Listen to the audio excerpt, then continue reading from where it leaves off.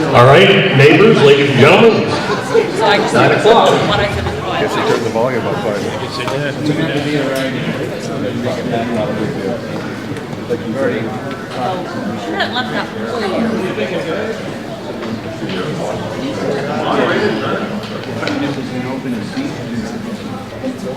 All right, I want to welcome you to the 2020 deliberative session of the town.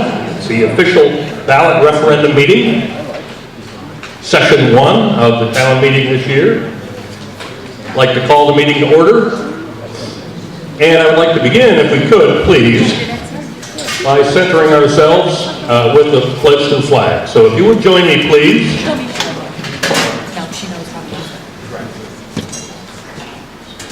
I pledge allegiance to the flag of the United States of America, and to the republic for which it stands, one nation, under God, indivisible, with liberty and justice for all. Thank you, that feels good. Just a little note to those who haven't been to the session here at the school before. We have restrooms just outside and water bubbler. The exits are clearly marked. So I'd like to introduce some of our folks in the front today. I'm your interim moderator. My name is Don Quigley. In my 70-some years, this is one of the more interesting things I've tried to do. So your help today is much appreciated. Our assistant moderator, Phil Stetson, right behind me. Select board is on hand. Chairman Bugbee, here. Terry Brown, and John LaCourse, familiar faces to all of us. The town administrator, Julie Glover, is on hand. Town clerk, Linda Reinhold. Linda will be our scribe today. She'll be taking minutes of the meeting. So we ask that everything we do is in a way that Linda can certainly hear and understand your point, so she can record some of the activities today. The purpose of this meeting is to explain, discuss, and debate each of the presented warrant articles put forth here by town officials. These articles may be amended or passed as written and move forward to the official ballot, which will be decided by the voters in the second session at the polling place on March 10th. Each member of the deliberative body who wishes to speak, amend, or vote on these articles should be previously registered voter of the town and should have checked in with the checklist supervisors at the main entrance and received the voter card. If you have not checked in, please do so now, because you'll need your voter card to register a vote. The moderator will allow others to speak, non-voters, if there's general consensus that they're contributing important information to understanding the article, such as town department heads, chairmen of various boards in the town, etc. Some rules. As moderator, I do not strictly conform to Robert's Rules of Order. Rather, it will guide civil and orderly debate toward the productive rendering of these articles until such time as I'm properly overruled by a majority of the voters. That's your right to do so. I do reserve the right to rule any person out of order and request that they yield the floor. Any person presenting an article or wishing to speak or to amend an article is required to come to the microphone, if able. This microphone here. State clearly their name and address and wait to be recognized by the moderator. If recognized, they may speak to the article. A question of order may be voiced by rising in place or coming to the microphone. A person may speak a second time only after others have had a chance to speak. If a person has a question of procedure or is unsure what to do or how to make a point, they simply ask the moderator. All remarks from a recognized person are to be directed to the moderator. The moderator will then direct any questions to town officials, department heads, or other persons. Comments or verbalizations from persons in the room not recognized to speak will not be tolerated. At this time, we've asked Julie Glover to present some basic rules and understanding of some of our procedures in adopting these articles. And so we'll ask Julie to the microphone.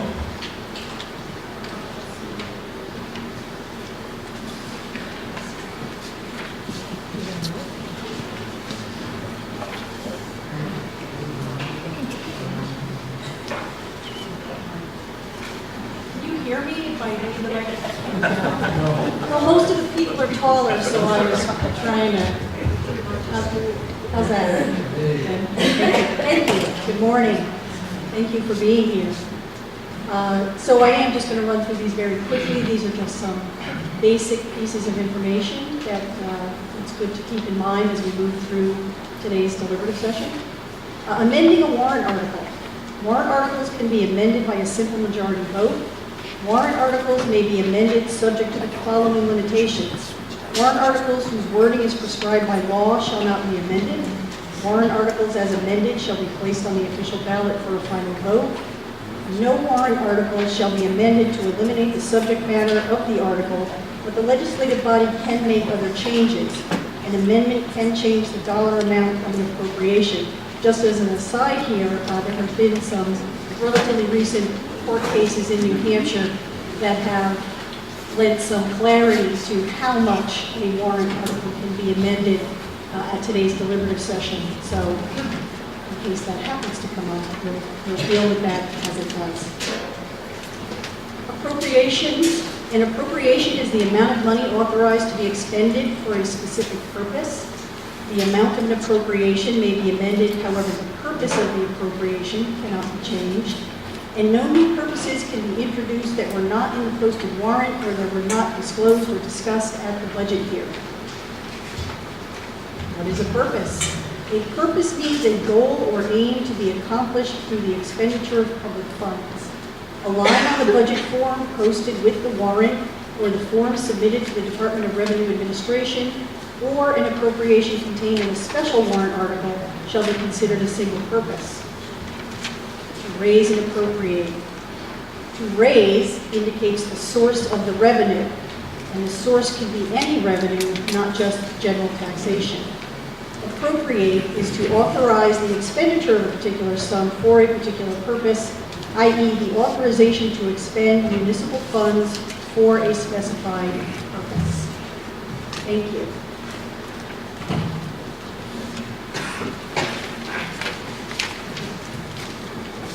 Thank you, Julie. Are there any questions about our procedures today before we embrace Article 1? No questions. All right, Article 1. And the way this is going to work is we're going to announce the article and then debate, discuss the article, see if there are any possible amendments to the article, and then I'll ask the article to be moved by the town clerk to the official ballot. Starting with Article 1. Article 1 is simply to choose all necessary town officers for the ensuing year. We have a select person, 3-year position, town clerk, tax collector, 3-year position, moderator, 2-year position, supervisor of the checklist, 6-year position, trustee of the trust funds, 3-year position, library trustees, 2 of those for 3-year positions, cemetery trustees, 1 for 3-year position, and 1 for a 2-year position, and advisory budget committee, 2 for 3-year positions. This article is not amendable at this point. It's one of the few on our list that's not amendable. And so we're going to ask at this time that the town clerk moves this to the official ballot.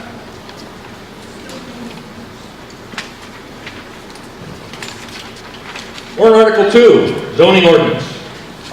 We have a presenter.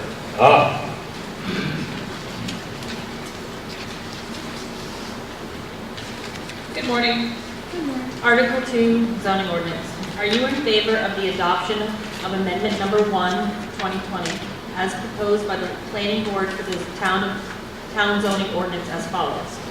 A, amend Article 2, definition of accessory dwelling unit. Eliminate the requirement that one of the units must be owner-occupied and that the principal dwelling unit in the ADU shall not be separated in ownership, including by condominium ownership. And B, amend Article 2 and Article 15 to require that all wet soils be delineated by a certified New Hampshire soil scientist in good standing, and update the site-specific soil mapping standards for New Hampshire and Vermont to version 5.0, February 2017. Anybody have any questions? Second it? No, Sorry, hold on. We don't need to second that. So. Okay, thank you. All right. State your name and address. James Farrell, 5 Hill Farm Road. I'm not a soil scientist, and I just wanted to know what would be the definition of wet soils under this particular article and for purposes of the zoning amendment. Thank you for that question, and I just wanted to let you know that this article as well is not amendable. And so we'll debate it, of course, and discuss it. So your question is, so all we're doing is currently, it's in our regulations, if you're going to do a housing development or do a road, or if you're going to do a housing development, our regulations say that those soils have to be delineated by a licensed New Hampshire, certified New Hampshire soil scientist. But if you're going to replace a utility pole or put a road in, it does not say that. So this is just clearing up an old error that we've had in our regulations. There's no changes. It was just, I was challenged by Eversource on this. So it's just a mistake that's been carried over since '84. That helps. Anybody else? Oh, Eric. Sorry. Eric Sawtell, 93 North River Road, and A, small a, accessory dwelling unit. The way this is written, does that negate the requirement for more than one dwelling per parcel? No, all that negates is currently our regulations say that one of the units must, if you have a house, it says, and you have an apartment, it says that one of the units must be owner occupied. So you and Tina would have to live in either the apartment or the house. This says that you can rent it, not live there and still rent it out. And does this mean then that also it does not have to be attached to the main No, dwelling? it doesn't change anything other than owner Thank you. occupied.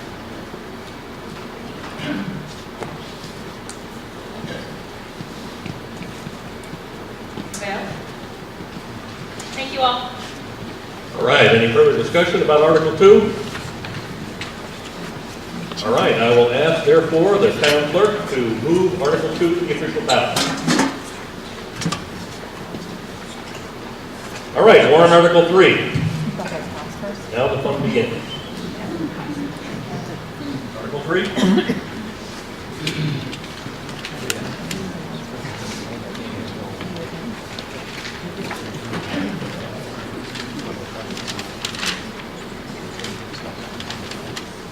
Good morning.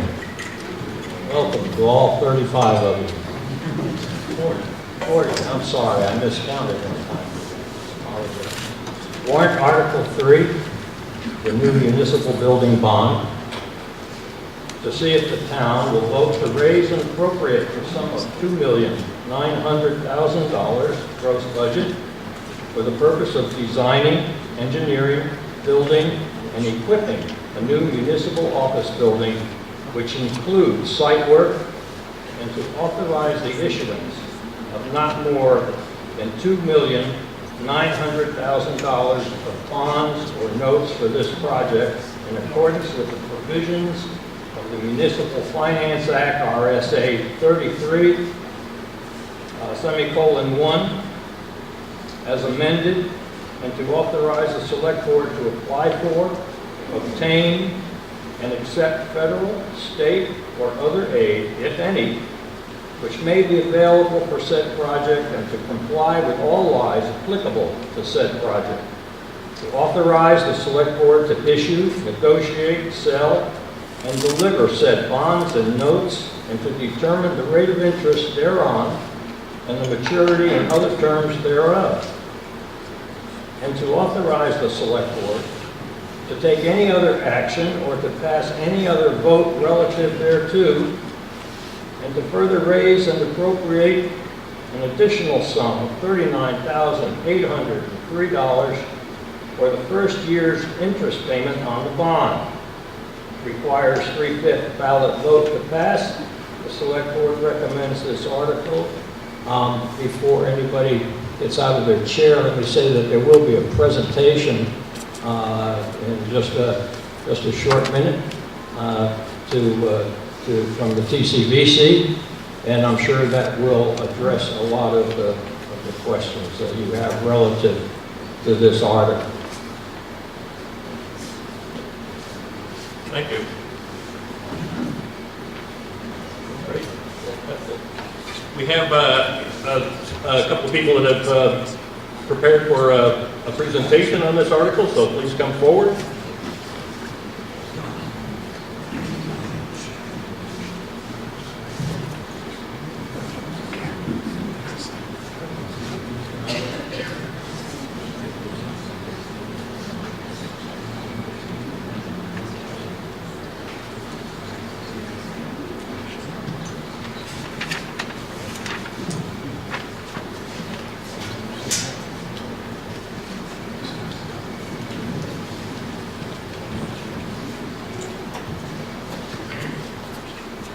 All right. Hello, I'm Ward Bloomquist. I'm a volunteer on the Town Center Vision Committee. Our committee was formed to create a plan of action for the Town Center. Last year, we presented a plan that touched nearly every building in the Town Center. As you might know, that plan failed to pass, but the problems with the Town Center remain, so the Select Board asked the same volunteer group of residents to create a new plan focused on repairing the Town Hall and solving the long-term workspace needs for the town administrative employees. That's why this proposal focuses on building a new town office building, which would solve those long-term space needs, and using 50% matching fund grants to repair our 174-year-old town hall. How did we arrive at this plan? I'll start with an overview of the problems we're trying to solve, then I'll talk about our process, part of which was creating a provisional design, and finally John Tappan, a fellow committee volunteer, we'll talk about how we pay for it. Let's start with the problems. They break down into three categories: the condition of the current buildings, security and access control to those buildings, and the space and environment within those buildings. We'll start with building condition. If you've been to a presentation from our committee before, you've seen this image. There are joists beneath it. These are the joists beneath our town hall. They no longer attach to the sill beam of the building because that sill has rotted away. The floor is now held up by cribbing placed on blocks. That's not the only problem afflicting Town Hall. In 2016, the town commissioned both a structural and mechanical study of the building, both of which found many problems. None are urgent safety concerns, but they describe a building that's in need of major renovation. Security and access. The police chief provided guidelines to us regarding security. His advice breaks down into 3 points: control access to staff and records, identify visitors before they have access to either of those, and capture those interactions on video. While the town hall is video monitored, access control to the select board office comes in the form of our town secretary playing traffic cop. If Denise is helping one resident, it's easy for another to walk in and go directly to a staff member's work area or access files. Control is naturally limited when a workspace is one room. That brings us to workspace and work environment. Our town hall, which was built in 1846 for the purpose of hosting meetings, is now carved into 5 workspaces, a conference space, and a lobby. The work environment is noisy. It's difficult to confer with colleagues. It's more difficult to concentrate, and private meetings are impossible.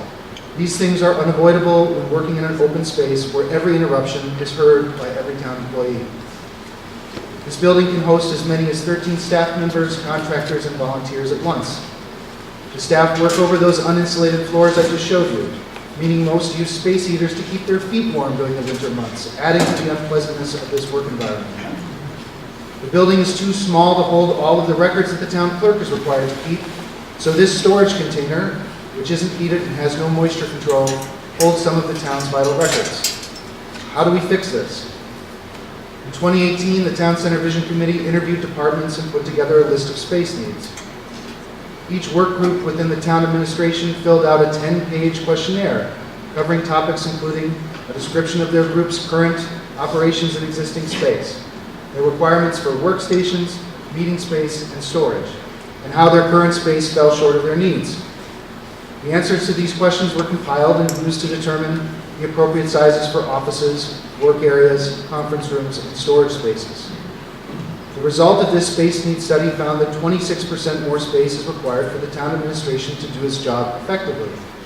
This increase allows for individual offices, dedicated meeting spaces, and so that staff and town records can be kept safe and secure. The next step in our process was taking these space needs and arranging them into a workable design. The layouts you're about to see were created to provide enough detail so that independent cost consultants could provide a realistic cost of a commercial-grade building. We created these designs ourselves because of your feedback that too much has been spent on designs without results. That's why we've done only what's necessary to determine a reasonable scope and budget for this project. If the town votes in favor of this plan, only then does this plan spend money to create a final design. That includes a period for deliberation and public feedback. Both the buildings and the site design need to be a good fit for Lee, which is why we built this into our plan. We settled on a two-story design after considering 9 criteria. Neither a one-story or two-story option offered a clear winner on the first 6 criteria shown here on the left. But a two-story building with an elevator stood out by providing more interior accessible area, reducing the building's footprint, and providing the most low-impact design. That makes a two-story building better, both for the environment and for preserving land for future uses. So let's see what that layout looks like. The first floor is split between the town clerk tax collector's office, outlined here in green, and the planning and zoning offices, outlined in blue, the 2 most high-traffic functions of the town administration. The second floor houses the select board offices, outlined in yellow, including the town administrator, finance officer, assessor, and other offices. The basement provides space for a mechanical room, elevator, machine room, IT closet, and other necessities. This layout also creates public and staff-only spaces. Access to staff spaces is controlled by either keypad entry or buzz-in doors. The outside of the building and public entry spaces will be monitored. Here on the second floor, the town secretary's desk is now behind a service window, and access to the select board offices is controlled by a secure door. Similarly, the basement is only accessible if you have a code for the elevator or the stair door. Here's a rendering produced by Dave Miner, who attended our last open house and wanted to see how the building might look from the outside. So he created an outside view of the building and provided it to our committee. Here's the building when looking west toward the town hall and library. Thanks to Dave for creating this. This design houses all town administrative functions in one building. It provides a more efficient workspace, security monitoring with controlled access, and dedicated conference rooms so that meetings will no longer disturb the work of others. Our committee created this provisional site map to show a possible location for the office building and a layout of the parking lot. Just like the building layout, this design isn't final. It's what we've generated to determine a cost for the project. Note that expanded parking here would not only serve the town offices, it would be shared by the office building, the library, and the town hall, which will host select board meetings after its renovation. We have a detailed schedule prepared, but here's a brief overview of what we think, of the timeline that we think is achievable. You can see that this includes a 4-month period where designs will be considered, reviewed, revised, and finalized. During this period, the select board will be seeking input from the public to turn this budget-driven design that you've seen today into a final design. That means that Dave's rendering will have some competition, and we can decide as a community what sort of building is the best fit. This timeline also includes applying for grants for the town hall. That's because the renovation of the town hall could be financed up to 50% through an L-chip grant, and our committee has taken significant steps towards securing that grant. In October, the select board approved an assessment of the town hall, which is now underway by AECM Architects. This includes assessing the current state of the building, providing a detailed cost of the renovation, and preparing a report that meets L-chip's guidelines. Our project has a very good chance for funding, especially because we plan to return the town hall to its original use. Now I'll turn things over to John Tappan to talk about the project budget, funding, and bond.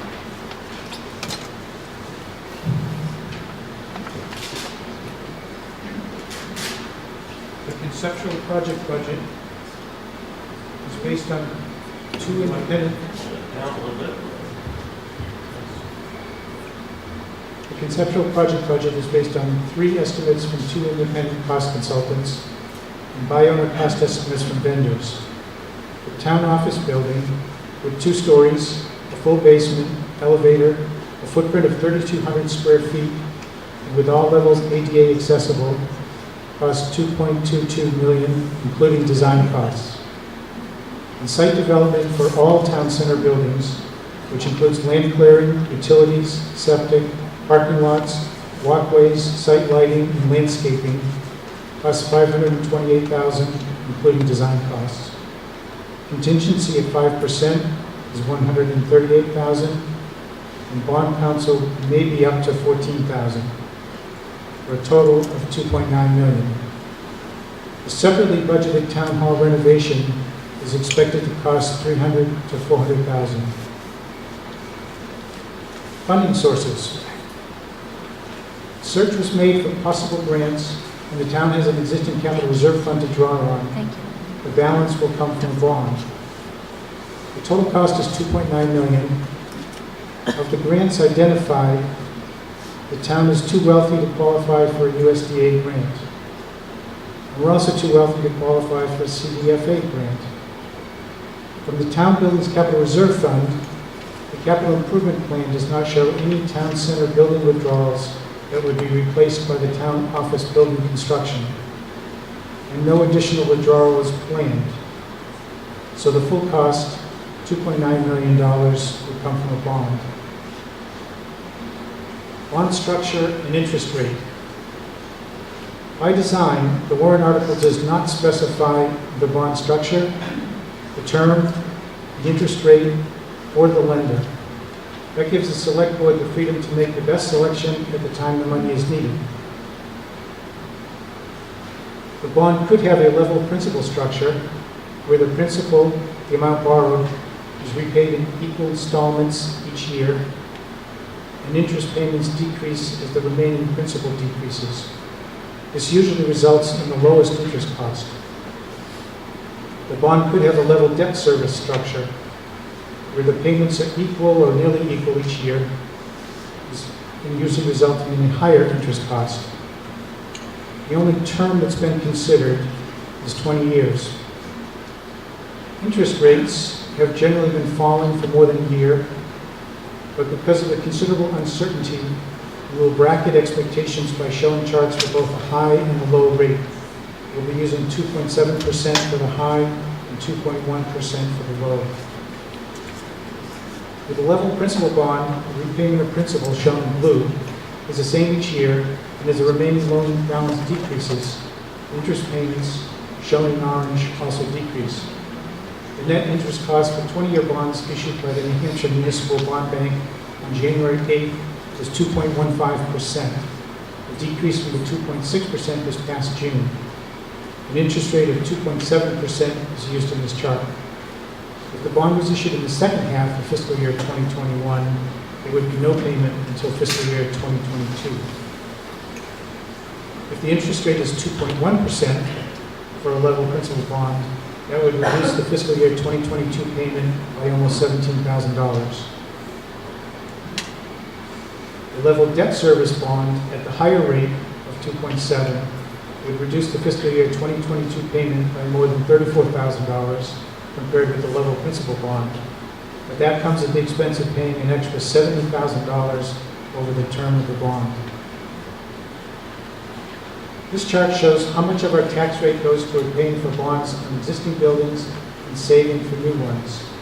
This includes 15 cents to pay for the public safety complex bond retiring in fiscal year 2023, shown in blue, 8 cents to pay for the transfer station bond retiring in fiscal year 2024, shown in red, and 11 cents to pay for the renovating town hall capital reserve fund appropriation for town hall renovation, shown in aqua. Using that as a reference level, how would the town center project affect the tax rate if we use a level principal bond at 2.7%?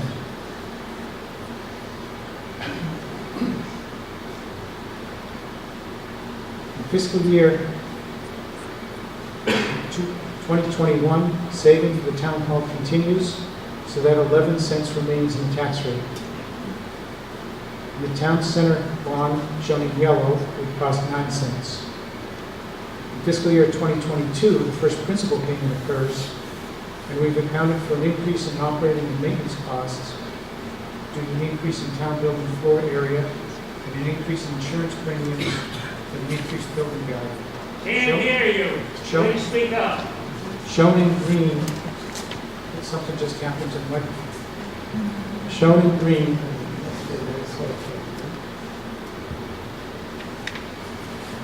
this is estimated to cost 11 cents on the tax rate.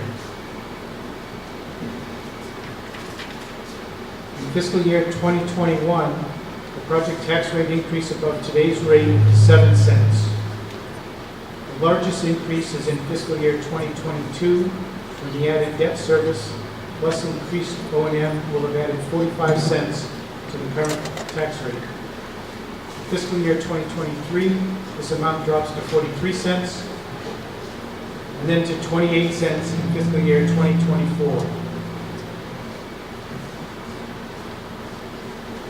If the interest rate is 2.1%, that peak increase in fiscal year 2022 would be 41 cents instead of 45 cents. What effect would this tax rate increase have on the tax bill? This year, the median house value in Lee is $230,500. The interest rate is 2.7% for a level principal bond. This property valuation would see a tax increase of $17 in fiscal year 2021, $104 in fiscal year 2022, dropping to $98 in fiscal year 2023, and down to $65 in fiscal year 2024. These amounts are not cumulative. They are relative to the reference level of today. If the interest rate is 2.1%, that peak increase for the level principal bond in fiscal year 2022 would be $95 for the median value house instead of $104. If the bond is level debt service of 2.7%, that peak increase in fiscal year 2022 would be $87 for the median value house.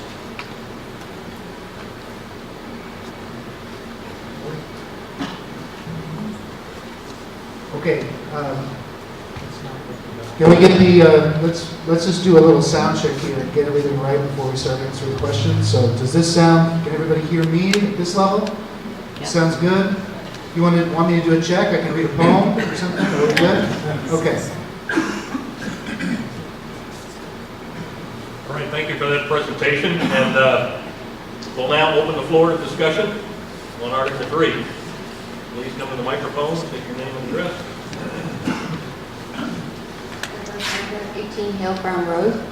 And to the committee, I'm Who's just your wondering, question for? Is it for somebody on the board or general comments? general comment. No, it's really to the TCBC committee. My question is whether or not, Excuse me for just a minute. We didn't get your name. Deborah for the Shanda? town clerk. I'm sorry. Deborah Shanda. Shanda. Thank you very much. Okay. The question is, there's been a lot of discussion online regarding it failed last year, why would it pass this year?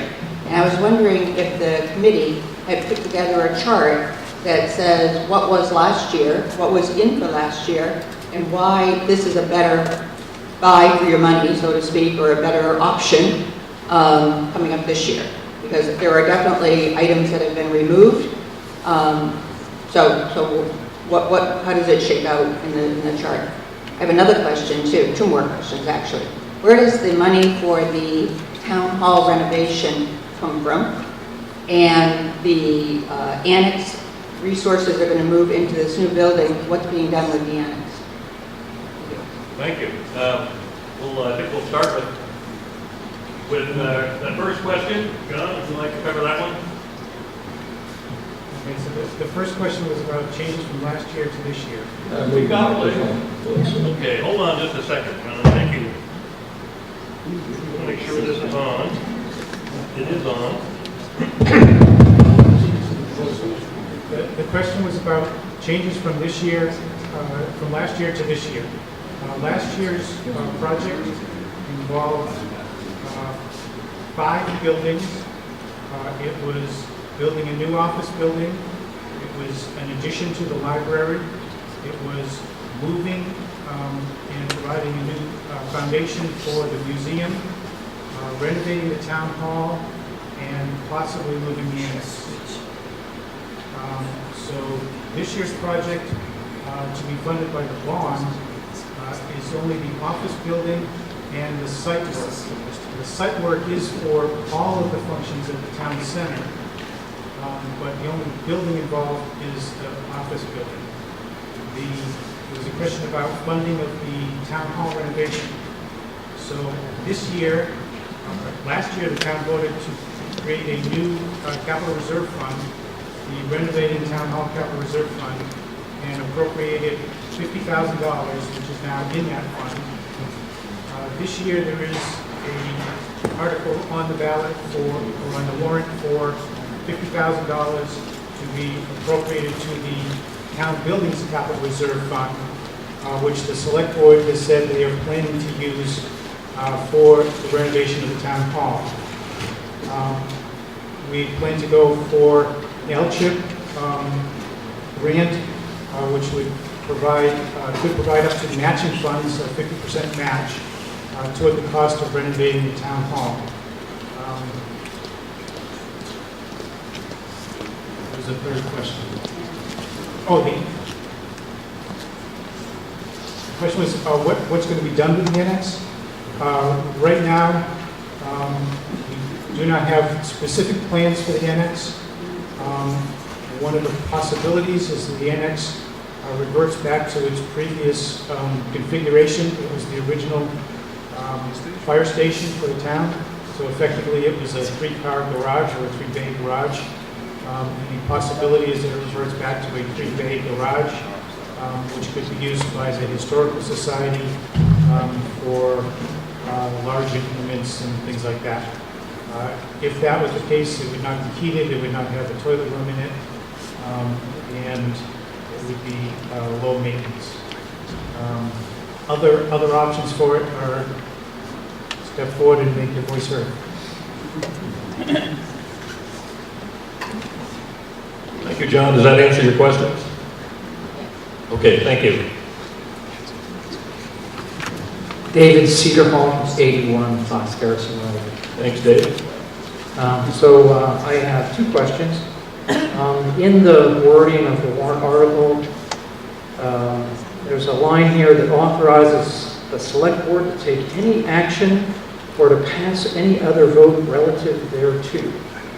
Sounds kind of open-ended, and so I'm curious, what is the intention of that line?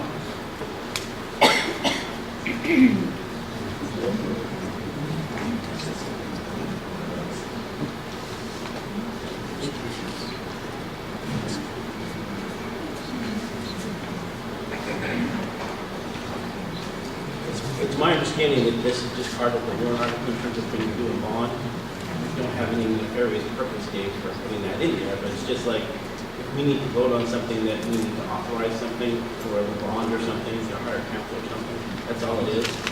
I'm not planning to do anything sneaky or desperate with that. But it's something that's in there, it's been in there every single year. Every single year that we've tried to do a bond for the public safety facility or the transfer station, it's always been. So the intent is to stay within the limits of the $2.9 million bond. Yeah, you cannot go above that. That's the maximum. So if you come to find out it's only going to cost $2.7 million, my intention only bond 2.7. 2.9 is the maximum. So I'm just telling you how it's worse it could be. In terms of the total dollar amount, I guess I'm too short. Thank you.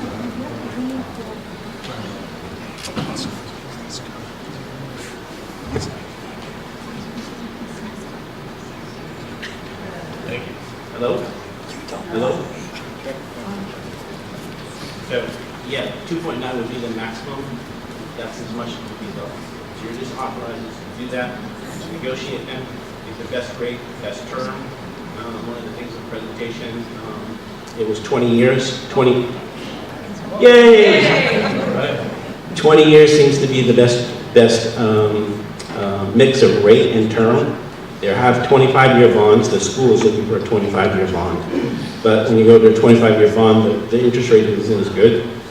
But it gives us the leverage to go out and look. The other thing it gives us the leverage too is to go out and find these rates that you saw in the presentation are from the New Hampshire Bond Bank. We can also go out to the private sector. Like for instance, the public safety facility with citizens, so it wasn't through the bond bank. So whatever place has the best rate, that's what we do. So that's why it's so open. It gives us the opportunity to find the best rate and the best term for the bonds that we float. So. I appreciate that, thank you.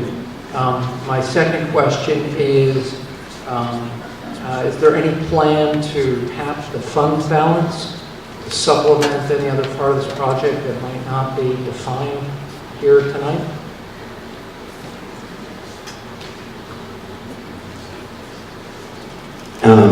The fund balance at the moment is it's about $2 million. The board has taken the policy that we will keep at least $1.5 million in there. So there is $500,000 we can use. The thing we have to be aware of is if we tap the fund balance for this particular warrant article, when we go out to get a particular bond, they look at how much fund balance you have. The more you have, the more comfortable they are and you get a better rate. So let's say if we used $500,000, we probably get a little bit worse rate. Right now our rating is AA3. Durham is AA3, 2, sorry. So we're just like every other town. We're not bad, we're not great, but we're just in the middle, so. All right, thank you. I have to apologize. I did, at the start, I really wanted to say what a great job the committee has done and commend them on their work and appreciate all the work they did last year in addition to this year. It really seems like a very transparent presentation, and it's an exciting project, so I want to thank everybody. Thank you, Dave. Can I just say something? Yeah, recognize Scott. Beauty before. Well, I have a quick, Sherry Griffith, 5 Riverside Farm Drive. So someone did just say anything about the town annex, please come forward. I'm coming forward. Once again, the youth of Lee that are not involved in sports, Scouts, 4-H have no place to meet.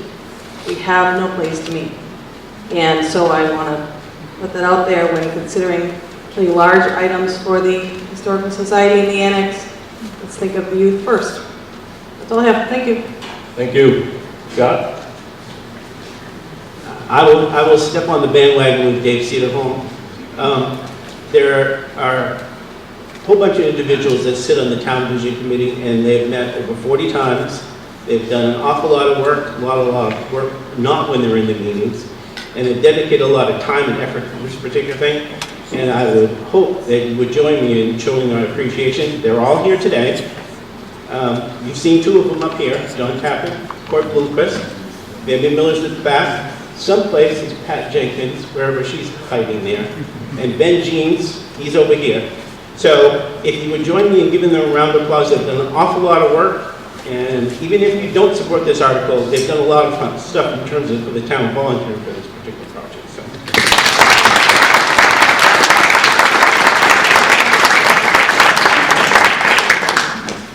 Thank you very much.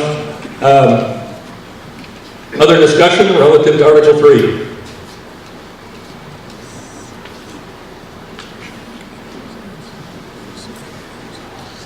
I shouldn't have given you so much time. Thank you. Paul Gazowski, 46 Lamprey Lane. I just want to state my support for this project. It's been a long time coming, and we really need for this to happen. And I'm hopeful that people will come out to vote and to support the warrant article and to give our town employees a proper place to work and to really begin to define our town center. Thank you. Thank you. Other discussion relative to Article 3? Hearing no other further discussion at this time, I'll ask the town clerk to pass Article 3 onto the ballot as written. Thank you.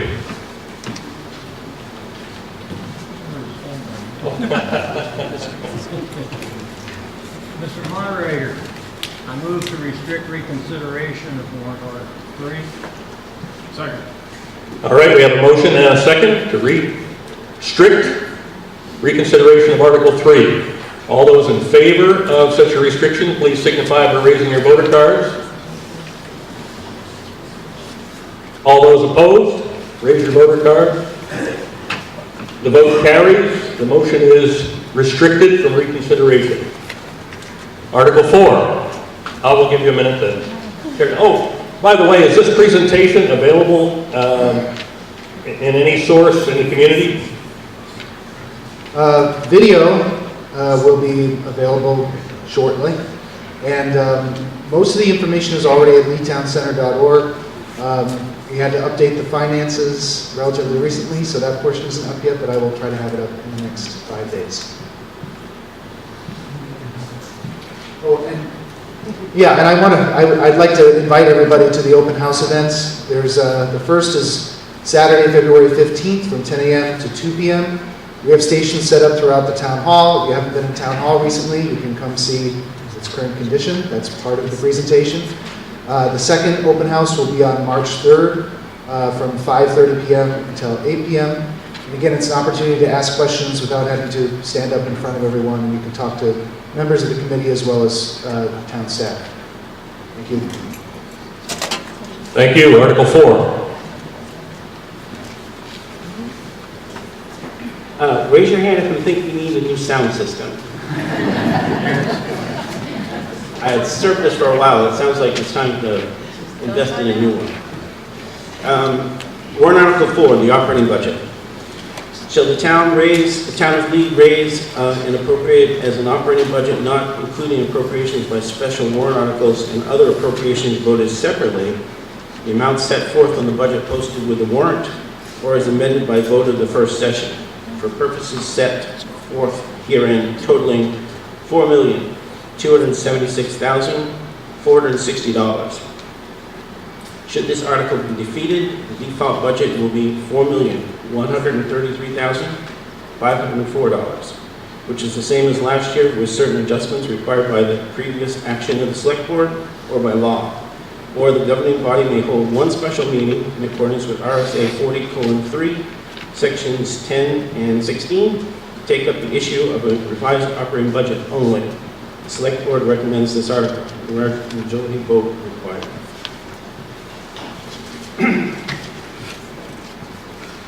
Thank you. Is there a presentation? Okay, yeah. Get me for like 16 slides here. This is the operating budget, and I'm going to go through some of the highlights in terms of the differences and changes. The overall increase from FY 2020, the one that we're in, the budget we're in right now, is $159,220, which is a 3.87% increase.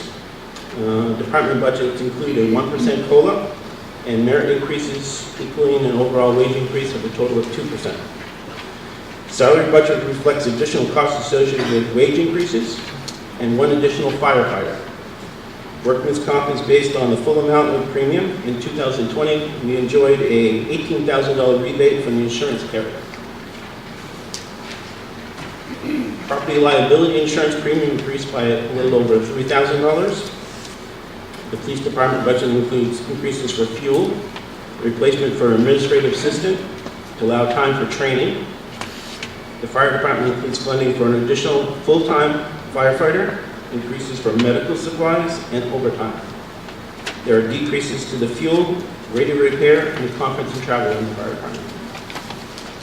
Highway department has an increase in on-call wages, overtime, grounds maintenance, rented equipment, and building fuel. Transfer station eliminated one full-time manager. Duties were absorbed by the public works manager and a full-time operator. Maintenance and M&R costs increased by $4,600. Maintenance and repair, M&R. Solid waste budget increased, municipal solid waste and glass disposal by 1,000 each, and decreased fluorocarbons CFC disposal by 1,000. Recreation budget increased funding for events by about $4,300, reduced supplies by $1,300, and an increase of $3,500 for the Leaf Fair fireworks. The library budget increased hours for the circulation assistant, and decreased hours for the technician one. Payroll expenses increased by $4,100, and the annual support payment by $900. The Heritage, Agriculture, and Conservation Commission budgets were not funded at their request. Next is a little graph in terms of our operating budget. The request for this year, as I've said before, is $4,274,852. These are some of the graphs. Oh, next slide. These are some of the graphs in terms of revenues. So as you can see, revenue is down from last year, anticipated revenue. And in terms of the tax rate, this is what makes up your tax rate. So as you can see, the school is the largest percentage, it's 64%. State education is 8%, and the town, the budget that we're talking about right today, is 19%, and the county is 9%. The next is a list of the capital reserve funds that we have, and the balances as of December 31st, 2019. And now we will take questions.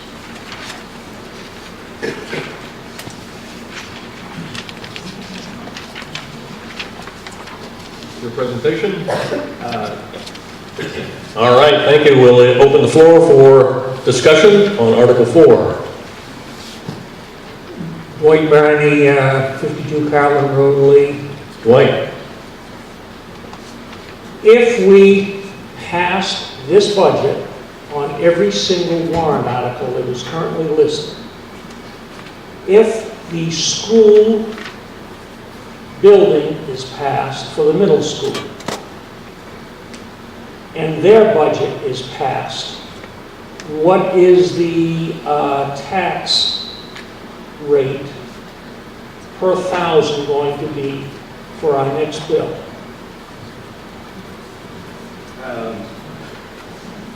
I don't have that information off the top of my head. One thing we do have from the school is that if the bond for the middle school passes, the effect on the tax rate for next year is 7 cents. If it doesn't pass, the tax rate for the school will go down by 35 cents, so it's about 42 cents is what that is affecting us. In terms of the other thing, as you know, Dwight, valuation plays into it. I don't know how much is going to be added for evaluation for the next coming year. So I don't have that number to tell you. I think that number is quite important because I don't believe that people realize if this budget is passed with the proposed building for the town of Lee, if the school, middle school passes with their proposed budget, what the impact will be on the people in this town. We're going to be crucified, and we're going to have people that probably will not be able to pay their taxes. And you have a number of people that are retired, they're trying to live in Lee because they like the town, they're not going to be able to live here. Just food for thought. That is food that I chew on every single day, Dwight. One of the things in terms of my impression, the budget seems to be increasing a little bit too quickly for me. I'm of the Joe Ford mentality, keep it as low as possible. The one thing we did ask the superintendent when he was at our last meeting in terms of what those rates would be, I calculated those rates I'm not an expert, but it's looking like it's a little over $2 when it finally hits the full effect of the middle school bond for the town of Lee. That's just my calculations. So yes, it is expensive. The thing that at least for me is the town of Lee can't sit and do nothing and just let the school do what it needs to do. The town of Lee has to look out for itself. And I think this is this particular project on the bond. It's $2.9 million, but we need to do something for those particular buildings and the employees that we have here. So, Thank you. Further discussion?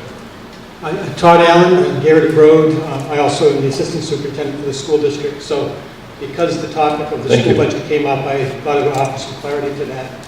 As Scott pointed out, if the bond passes for the middle school project, it is a 7 cents on the 1,000 increase in the next fiscal year. It's a little bit misleading to simply take the bond and say it's a $2 increase at the peak of the cost of the financing, because the board has taken a very active approach to manage capital projects. And I think one of the things that's not being accounted for is the retirement of the high school bond in that, and that's going to have a dramatic impact. We've also done a lot to try to address capital projects in the past. When bonds have been proposed, the logical question is, okay, if we pass this, what comes next? The district has done an awful lot to wipe all of the capital needs off. We've renovated the entryway and done some classrooms here at Mastway. We've done Mohammed. We've done the high school entryway. We've done athletic fields. There are no other major capital costs coming down the road. The board has really worked its capital budget so that we can shift the cost of the bond over to what has been capital. So in the end, the maximum the budget will go up over the next 5 years. It's about 1% as it relates to the passing of the bond. So there's really, it's a level fund, it's a level growth over the next 5 years. And then after 5 years, it drops dramatically because the high school bond is retired.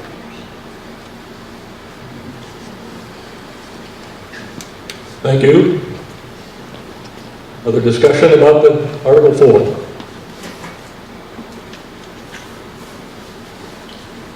I'm Andrew Wilson. I live on 91 High Road. Thank you. 4 boys in the school system.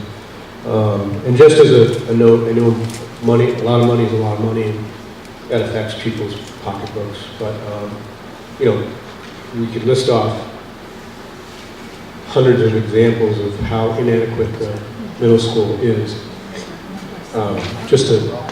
Last week, my son's science class had to be shut down because the drains all backed up and gases were in the school.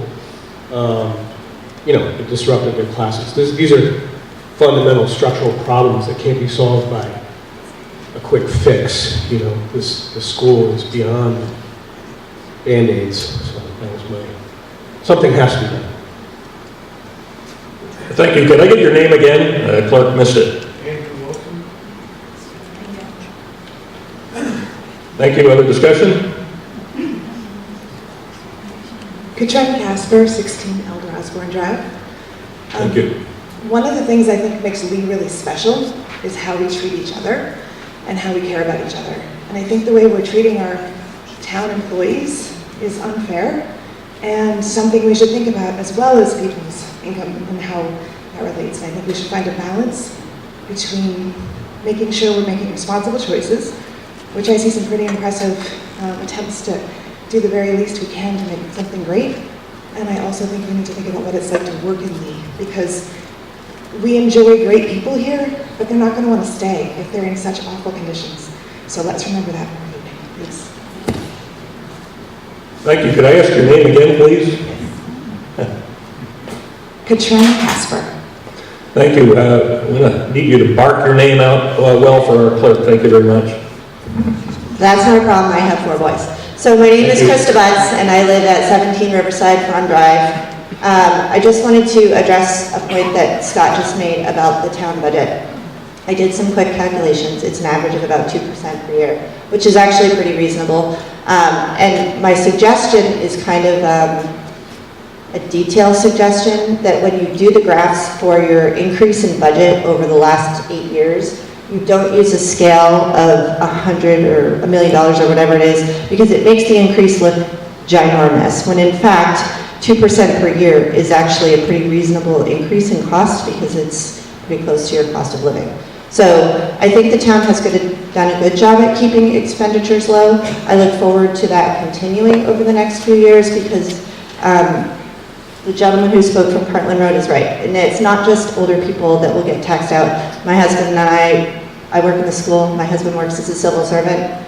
We don't get paid an extraordinary amount of money. And you want to be able to keep people living in Lee who aren't from a wealthy class. But that also requires having resources for our town. And I think that you guys, I have not always been in favor of the town buildings over the previous years. However, this particular project that has been presented forward, I can see great value in. I can see that people have put a lot of time into making the project cover what we need, but not have the bells and whistles that go with it. And I appreciate that. I also feel like the price tag on it is reasonable when put out over a 25-year period or a 20-year period. I would hope that when you're considering future projects for the town, though, that you include sustainability factors in those so that we can try to get to a point where we're not spending so much on utilities, and then that would help our cause. Thank you. Other discussion? On Article 4. Chuck Cox, 36 Captain Smith Emerson Road. Thank you, Chuck. I guess my comments will be sort of in general. I think that I'm on the Sustainability Committee, and our program this year is use less. And I think as Yankees, this is part of our thing, and that I think that hopefully this will carry through in everything that we're doing. And that I think that we don't need to go to extravagant means to get done what we need to get done, and to make use of materials and expertise that we have on the land, in-house, in town. And so that I'm hoping that a number of these costs might come down with the landscaping and whatnot on the proposed town center. A lot of this may come under volunteer work. And I think the reusing of our buildings, particularly the town hall, and I think this is going to be an important part. And people talked about community, and I think that's a lot of what's important in town. And if we can have functions and groups working together, this will build community. And I know one of the original or often use of the town hall was as a dance hall, that there were town dances there, particularly we had during our last backyard farming program. They talked about it during the Second World War, how they held dances almost every week to raise funds for the Red Cross. And hopefully we can get back to that when we have a new floor in there. And this could be some sources of not only income to the town, but also for building the community which we need. And so I'm hoping that in the design and whatnot, it's nice to see that that they didn't go to the experts right away, but did in-house work, because they're the ones that have to get this. It's good to get those others in there, but hopefully we don't expert ourselves out of taking care of ourselves, that we can use as much of our local materials and local talents as we can, so that we keep those monies in town. I guess that's the main thing there. That, and I guess the other thing too is that we used to have volunteer fire department and our police department with 1 or 2 people. I think one of the changes with the fire department is that very few people now live and work in town, so they're not available for the fire. we can change our culture a little bit so that more people can work in town so they're available to serve, big volunteer fire departments. That also, I think, works with the other committees and things. If people are commuting an hour to where they work, by the time they get back, they don't have time for community service. And so I hope that we can work within our town to strengthen the ability to work and live and enjoy the town.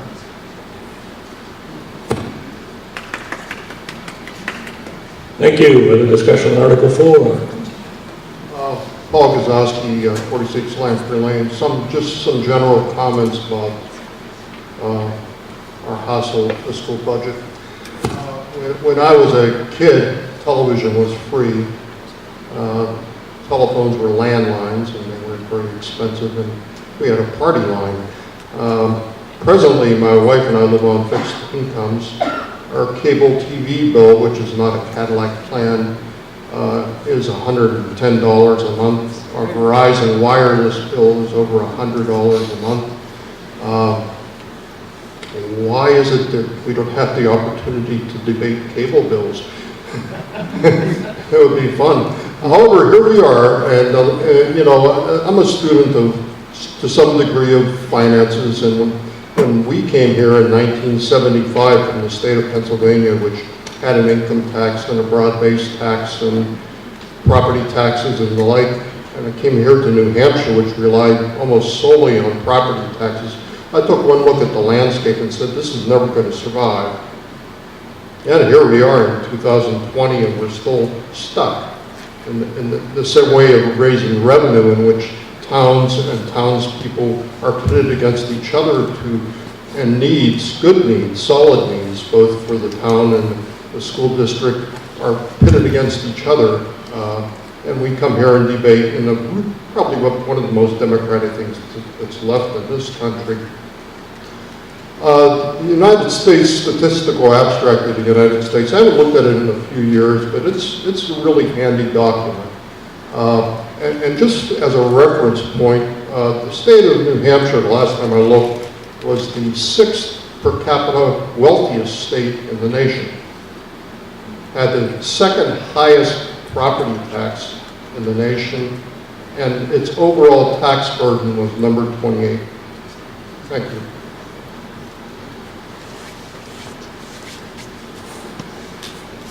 Other discussion for Article 4? Oh, Scott? If you recognize me. You're recognized. In response to Mr. Cox's comment, I'll give you a little preview. There's one thing, if you haven't been to the New Hampshire, to the Lee Historical Society, there's something that gets written every Sunday morning at 8 a.m. It's called Historical Lee. And each week there's something new and interesting in there. And it'll give you a precursor to tomorrow's. Tomorrow's is a little find that we found in the Lee Historical Society. It is a dance card for the town hall. We don't know what particular year. It looks like the early 1900s. And it's a dance card that's filled out by the lady. There's only one dance that wasn't called for, but it's quite an interesting thing. So that's going to be tomorrow. So you can go take a look at it. But take a look at some of the older ones. So that is definitely proof that they had dances in town hall, Mr. Collins. The second thing, in reference to the proposed town office building, right now the costs in there are for the minimum code set by 2015 energy codes and all those particular codes. We do have additional costs if we wanted to enhance the energy conservation, energy efficiencies in the building, going from double to triple pane windows, things like that. So those are the kind of things that we want to engage the public in terms of what do we want to put in there. It's going to cost a little bit more upfront, but how much are we going to save over a period of time? So those are the conversations we want to have with people. So, that and installation, different ways of building the building. Some are a little bit more expensive in the beginning, but they save energy over time. So those are the things we want to engage people on. We're not experts in this. There's people out there we can engage, but like we said in the presentation, we tried to do it as inexpensively as possible using the expertise we had in-house. As you saw, Dave Martin gave us his little rendition. We looked at the cost of doing that outside and it was too expensive, we thought. So Dave came and said, hey, I can do this. So he gave his talent and his time to do that. So we appreciate his contributions to that. But we want to engage people. So if this passes, we want to see what people have to think. So we'll have designs, have people come in, you know, I like this, I don't like that, let's change this, let's move this around. So we want to engage people. This is your building, this is not my building, it's the town's building. So I encourage you to do that. And like Mr. Bloomquist said, there's an open house on the 15th, that's Saturday, 10 to 2. There's the one right before the vote, which is March 3rd. It's going to be from 5:30 to 8. So come to the town hall. There's refreshments. If anything, you get free food. But come and hear about the proposal, talk to us, you know, things you like, things you don't like. So I appreciate your time.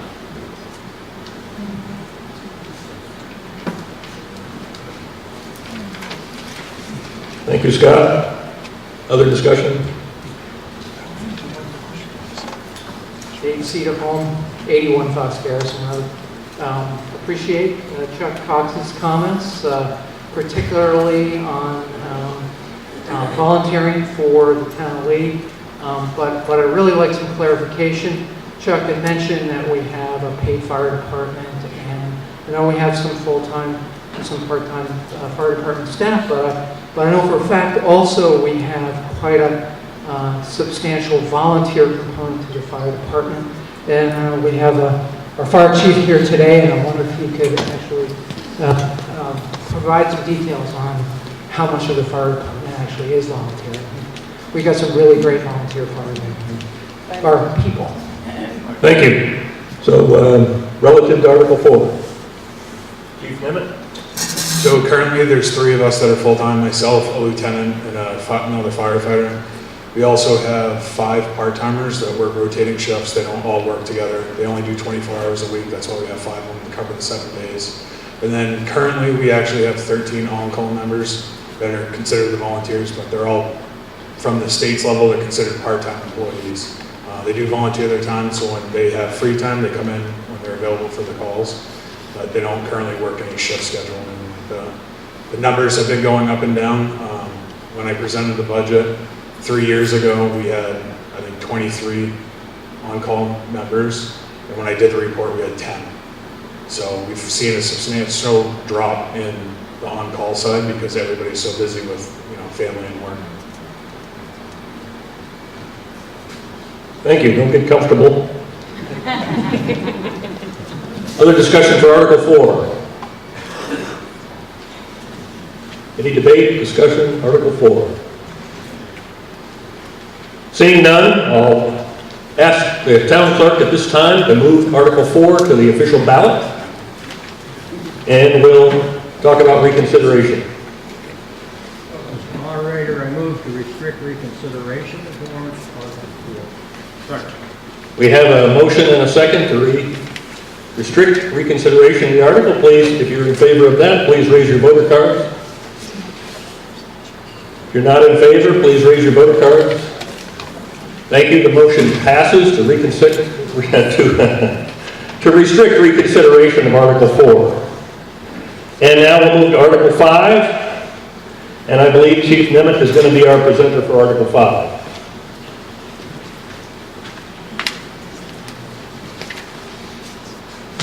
Hello. Warrant Article 5, Fire Department Portable Radios. To see if the town will vote to raise and appropriate the sum of $87,854 for the purpose of purchasing 20 portable radios for the fire department. This sum to come from an undesignated fund balance, unassigned fund balance, no amount to be raised from taxation. The Select Board recommends this article, majority vote required. Chief Nemeth, would you speak to the article? So, about 13 years ago, the state of New Hampshire gave out grants to all fire departments and police departments to upgrade our radios. It was a big push for interoperability so we could all talk to each other. We can also talk to other states. That grant for the fire department dried up and there was no replacements for that. The last couple of years we've tried to purchase portable radios within our budget, but currently they're roughly $4,000 a piece. So every time we want to buy even 5 of them, it's $20,000 out of our budget. So we've been trying to purchase new ones. We did 5 years ago, we bought 5 of them, and then last year out of the budget we bought another 5. So we're just trying to replace all of them so that we have all the same portables.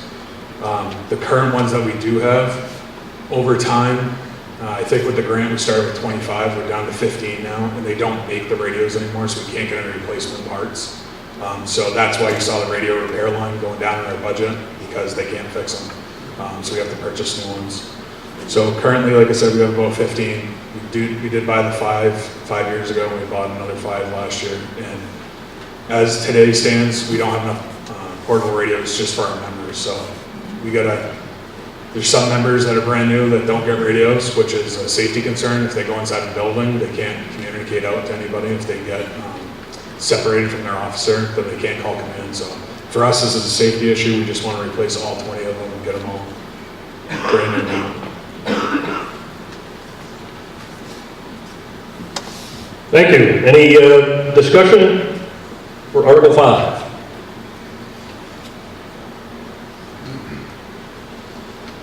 Questions for Chief Nimitz? Article 5? All right, seeing no discussion, hearing no discussion for Article 5, I would ask the town clerk at this time to move Article 5 to the official ballot. And do we have a motion to restrict? Mr. Moderator, I move to restrict reconsideration of warrant article 5. Second. All right, we have a motion to restrict reconsideration and a second. Those in favor of this motion, please raise your voter cards. Opposed, please raise your voter cards. Thank you. The motion passes. And now we'll move to Article 6. Chief Nimitz.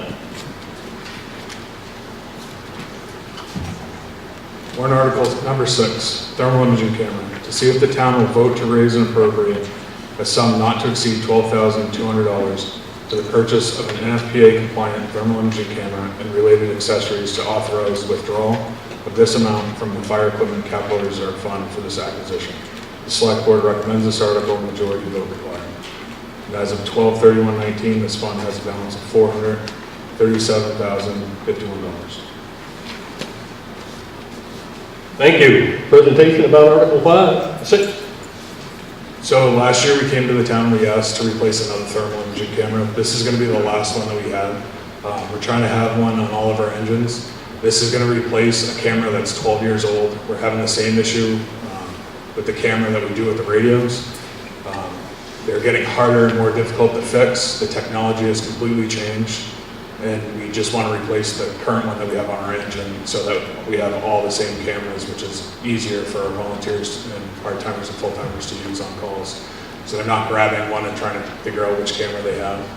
And this is in the CIP for 10 years down the line to replace all 3 together, but when we were upgrading or going through the CIP, we were trying to get to a point where we weren't raising all the funds to fix the issue now, so we just kind of separated them out and purchased one every couple of years.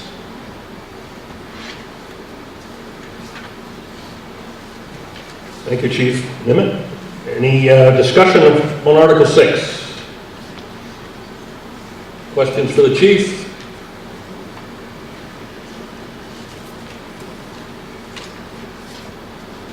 Hearing no discussion, I'll ask the town clerk to move Warrant Article 6 to the official ballot. And do we have a motion to restrict reconsideration? Mr. Moderator, I move to restrict reconsideration of warrant article 6. Second. We have a motion and a second to reconstruct, I'm going to get this right before the day, to restrict reconsideration of the article. Please raise your voter cards if you're in favor of the motion. Thank you. Please raise your voter cards if you're opposed to the motion. Thank you. The motion to restrict reconsideration is passed. Thank you. And there's always some questions about this business of restricting reconsideration. The whole thing was designed so that by the end of the meeting, if half the people go home, others would have greater power to bring those articles back for consideration. So that's why we do that after every article. Thank you for doing that. And so let's move to Article 7. And our presenter for Article 7 is Scott Bugby.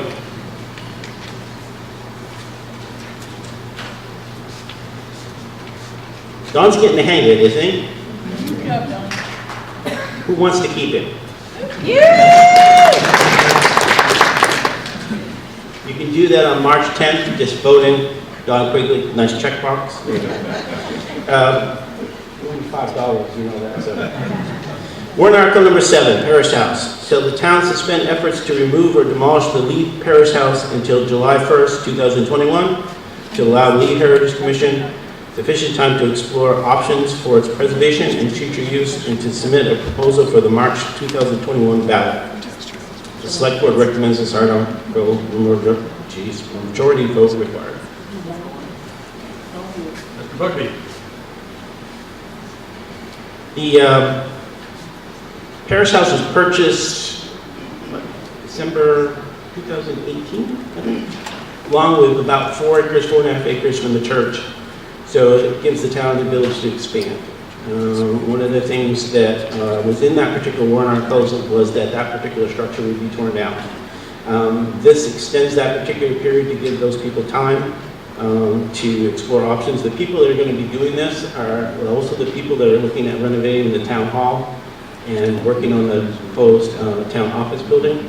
So they're super people, but they're not super people. So I think we want them to focus on those particular buildings before they do the parish house in terms of finding a solution.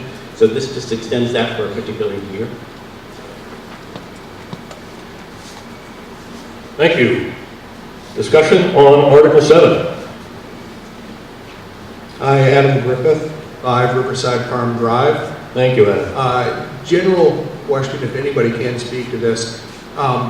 Why was the original plan to demolish this building? Mr. Bugby?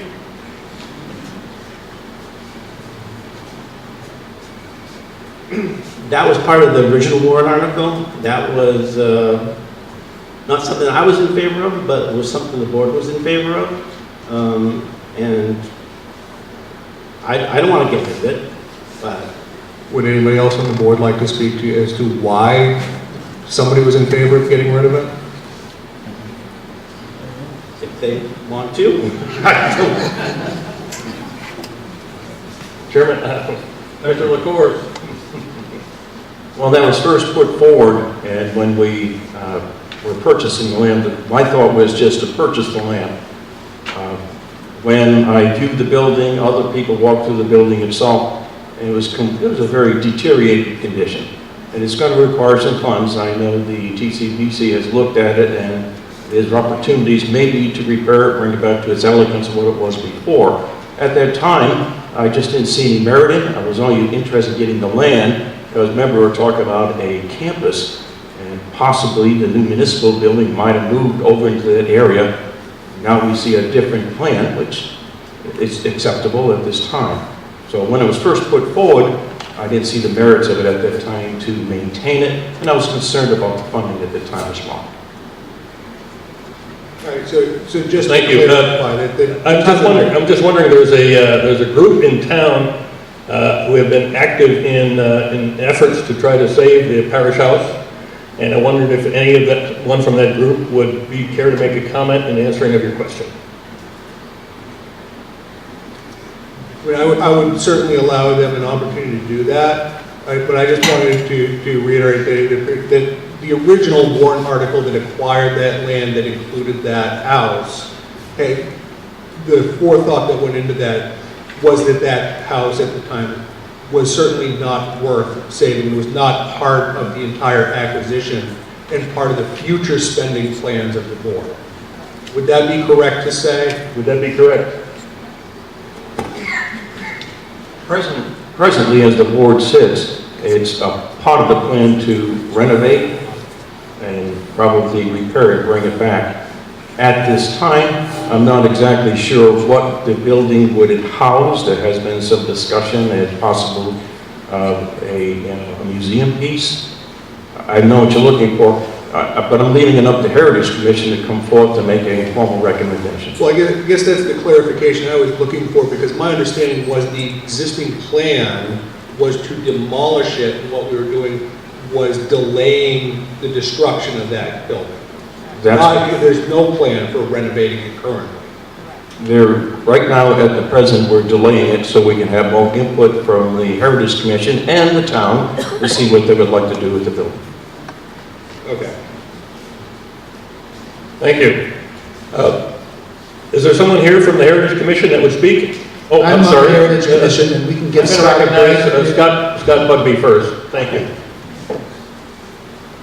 Before Ron, so. Just a couple of pieces of information for people. One, on October 25th, I believe, the town engaged AECM architects to do an assessment on the town hall, which you've seen in the presentation. We also engaged them to do an assessment on the parish house as well. Those final reports will be available end of February, beginning of March. They will tell us approximately how much it costs to renovate those particular structures. And in terms of the gentleman's question, in terms of what we're going to do with it, that is yet to be determined. We've talked about a whole bunch of... The current plan, though, is that was part of the original warrant article that acquired it, was to demolish it. Correct. Okay. The thoughts these days are, let's see what we can do with it. If we can come together and find something that we all can support. Contrary to the original intent of the electorate. Yeah. So there's been talk about turning it into a place for the committees and commissions to be, a place for the Historical Society. We've also talked about making it into possibly workhouse housing. Talking about one of the things that the chief has kind of been looking into is in terms of making a place so that people in town, if they volunteer for the, let's say, the fire department, they can get in there as a reduced rent or something to get people in town that can support those particular efforts. But it's a thing that's ongoing. We need to find out more information. Right at the moment, they can sit there. We're paying insurance on it. That's about the only thing that's really the church is paying for the electricity. Not that there's any use in there, but we just need more time to take a look at what the options are, what they cost, bring those back to the townspeople and see if you want to support whatever that is and get your input. So it's up to you. If you want to keep it, it's going to cost a little bit. If you don't want to keep it, we can tear it down. Tearing down is about $25,000 to $30,000.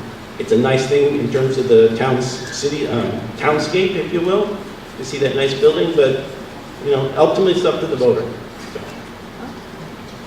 Thank you, Scott. Cord, are you a member of the Heritage Committee? Yes. Okay, and you'll speak for the committee. I'll speak for my own, okay. For myself. Make that clear, thank you. Okay. Yeah, so I wanted to clarify that last year, the town voted to sort of have a stay of execution on the parish house. So the original vote of the deliberative body, the town, was to purchase the land and demolish the building. Right. Last year, the town said, let's not demolish the building and give the Heritage Commission time to find out what it would cost to renovate, so that we don't demolish the building on the assumption of, ooh, this looks old, let's tear it down.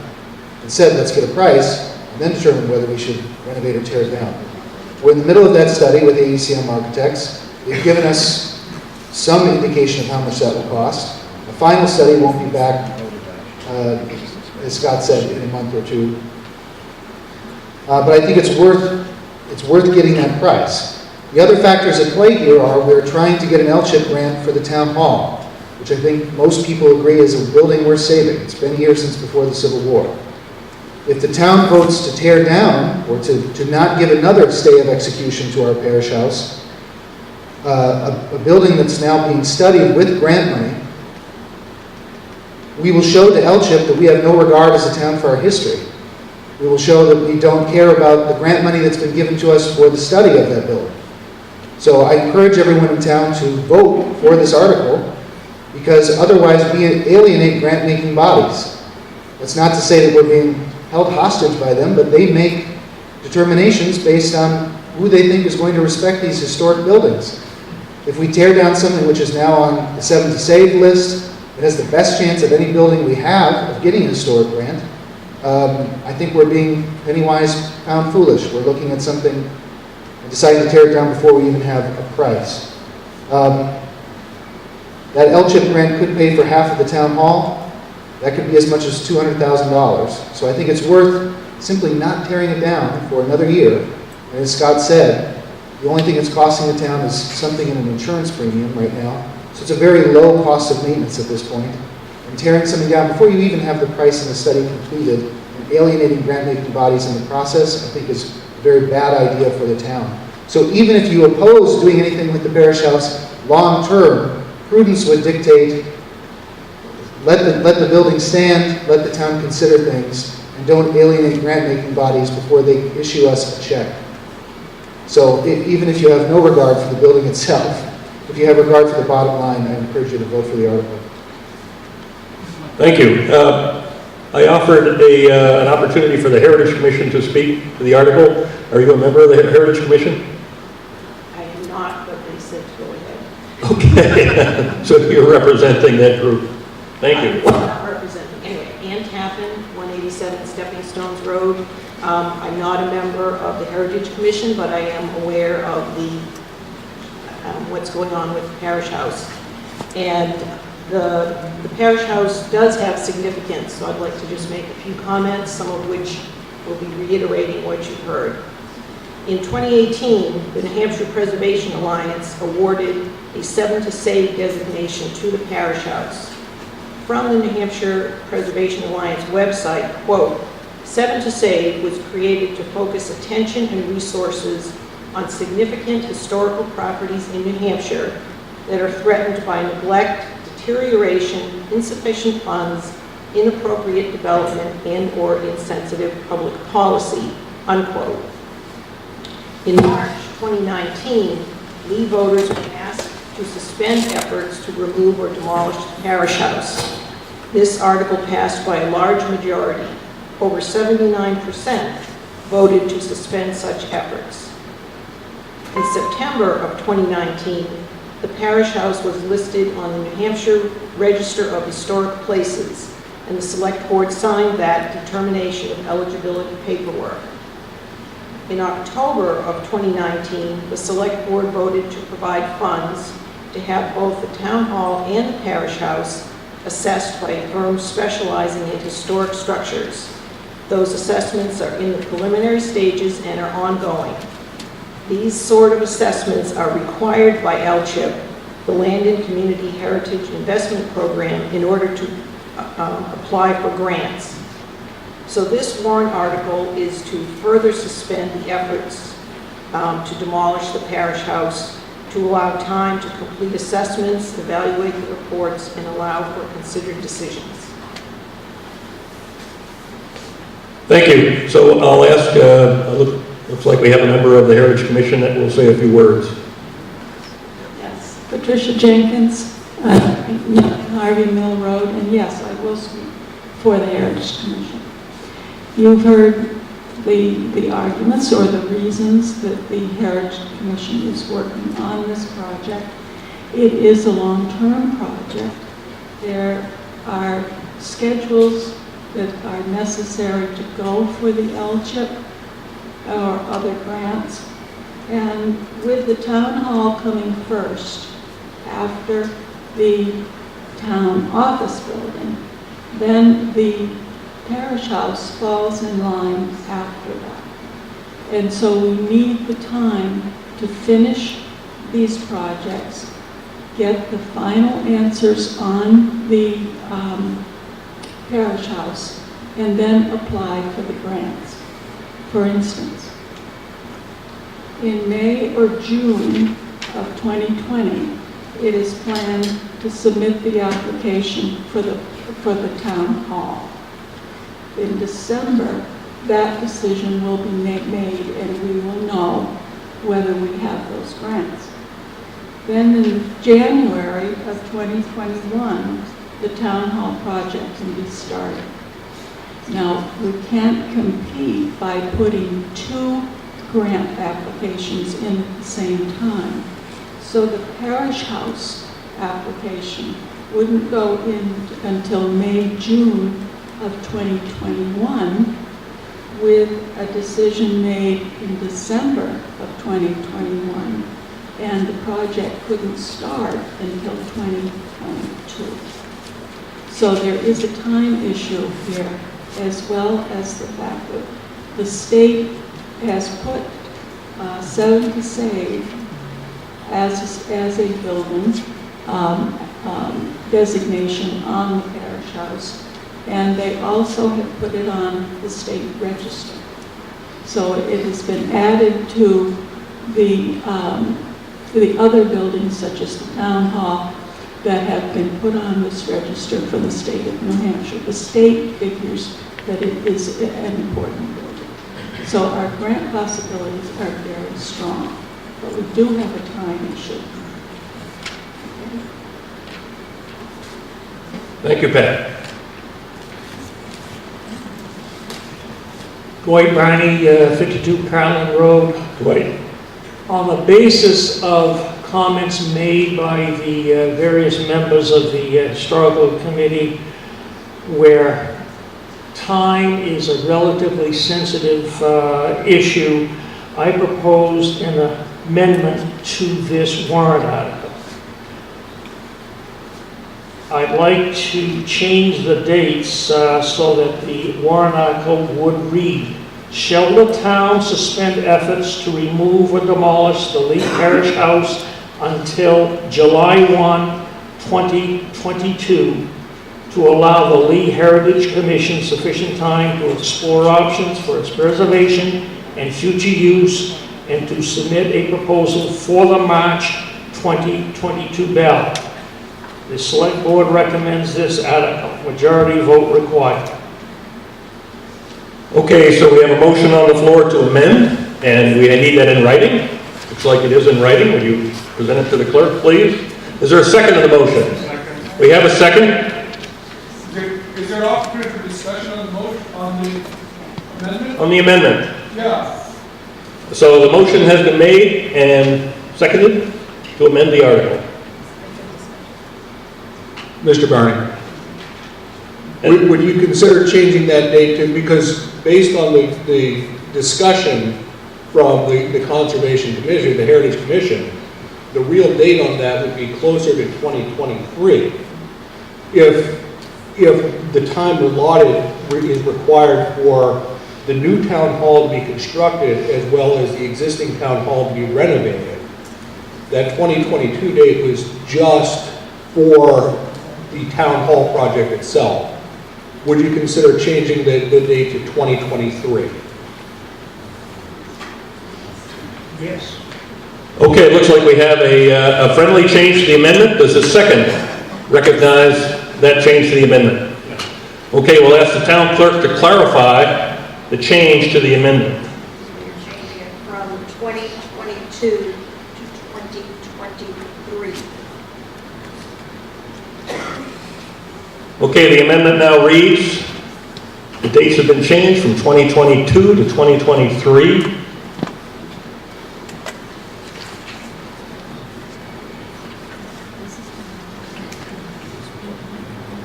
Looks like some more scribbling has taken place.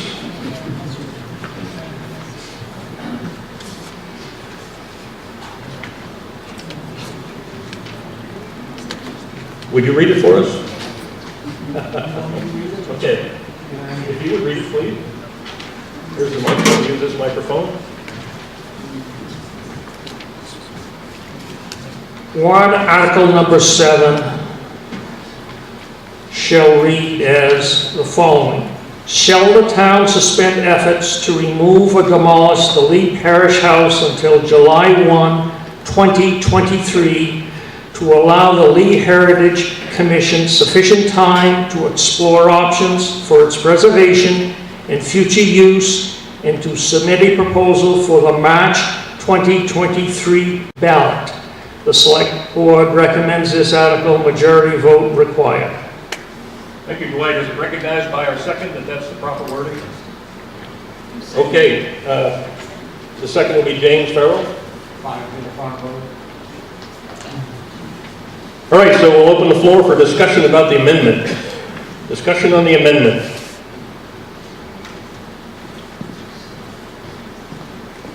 Chris Betts, I still live at 17 Riverside Run privately.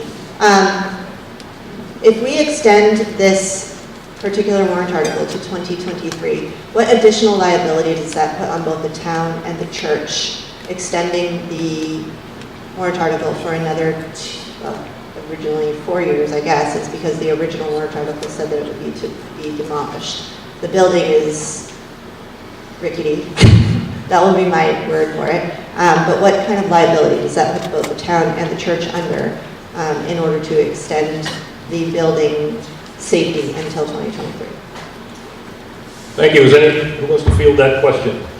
Liabilities if we extended another year? Like I said before, it's covered under insurance already. There's nobody living in it, so there's no water in it. Electricity's on, but it's, you know, I suppose you could get a short or something like that.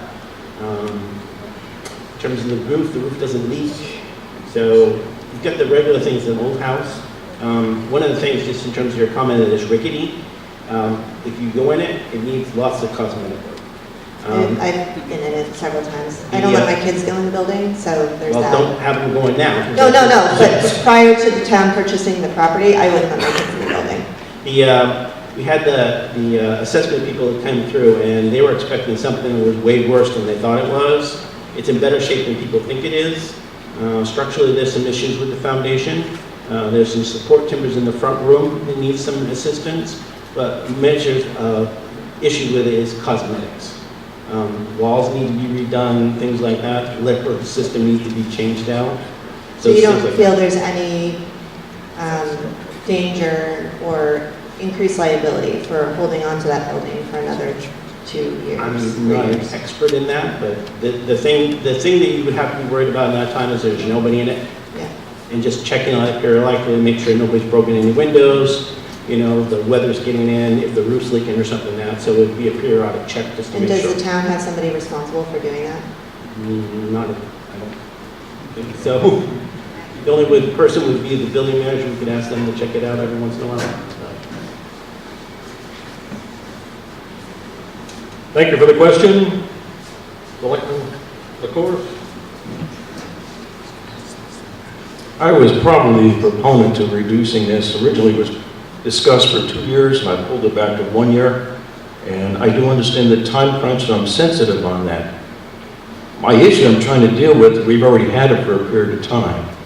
I was looking for opportunities where the Heritage Commission would come forward with a proposal on how to handle it.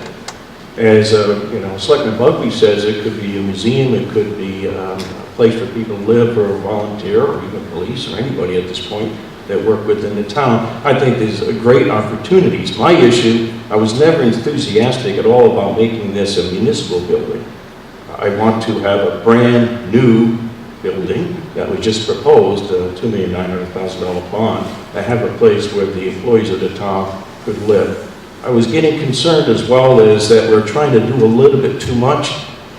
I wanted to focus on the municipal building and of course restore the existing old town hall, bring it back to its elegance as what it was before. So we're trying to separate this out a little bit and so the town doesn't absorb too much.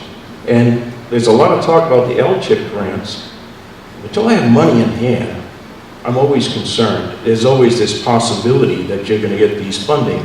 I write grants as a professor at the University of New Hampshire, and if I'm lucky, I get 10%. It's the way things are. So we could have LCHIP money, but it doesn't mean we're going to get it. I'm at the point where I'm ready to maybe settle a little bit and get off my podium and maybe go forward with this, but I am concerned it will be dragged out a little bit too long. And I don't have a feeling where we're going with this particular building. It is a building that brings a good landscape. I do agree with the church in the building and the town. I see that it's a great looking campus, but I do have my concerns. Thank you, Mr. LaCourse. Any further discussion on the amendment? Yep. John Tappan, 187 Stepping Stones Road. 2 points.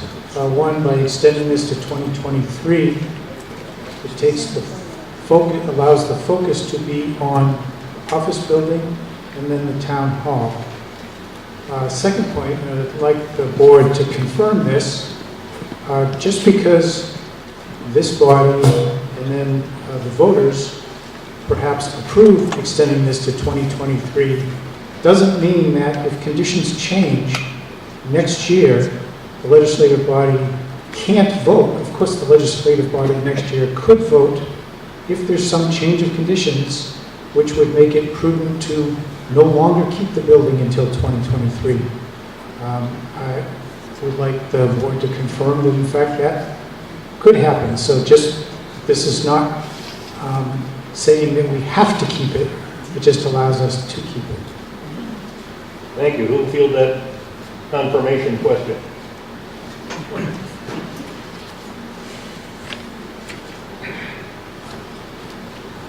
Obviously, warrants come to this body, and if, let's say, the fire chief and the police chief say it's no longer usable at this point, it's going to be a major issue to the town of Lee and its citizenry, I'm sure this will come back as another warrant to say that at this particular time we don't want to move forward anymore because there's issues associated with the building. Of course, it always have to come in front of this body to make that kind of decision. So the Board of Selectmen does not have the authority just to change it in midstream.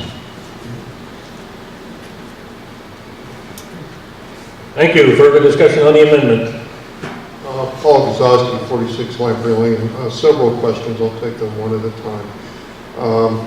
In the amended warrant article and in the warrant article as is, sufficient time to explore options for its preservation and future use. At the beginning of consideration of this building, there was the Heritage Commission was to explore options of maybe finding people who might want to move the building off-site to preserve it. Does the language of the amendment and the warrant article, am I to understand that preservation would include that? And is the Heritage Commission going to continue to still actively explore? Thanks. Field the question.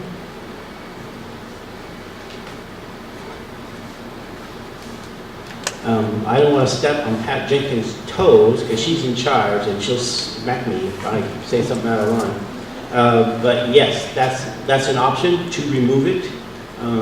So preservation could be preservation on site, preservation at another location. That's possible. The other thing I wanted to add is we mentioned earlier there's assessment being done on the parish house. I got confirmation yesterday that we have received a grant from New Hampshire Preservation Alliance of $4,500 to subsidize that particular study. So they value it enough that they want to help us preserve it. So yes, they want us to keep it there. They want us to preserve it as much as possible. But if it comes to be that, it's just not cost effective, the legislative body of the town doesn't want to keep it, we can remove it. May I continue?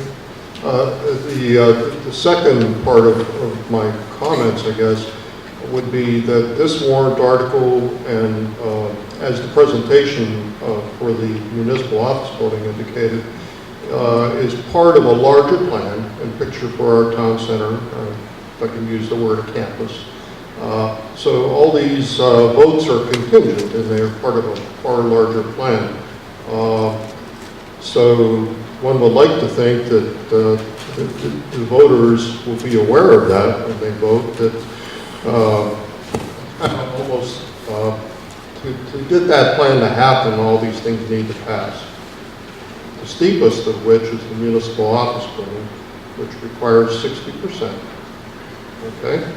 Without the success of that, that puts these other warrant articles and the town hall renovation and the treatment of the parish house into a different situation.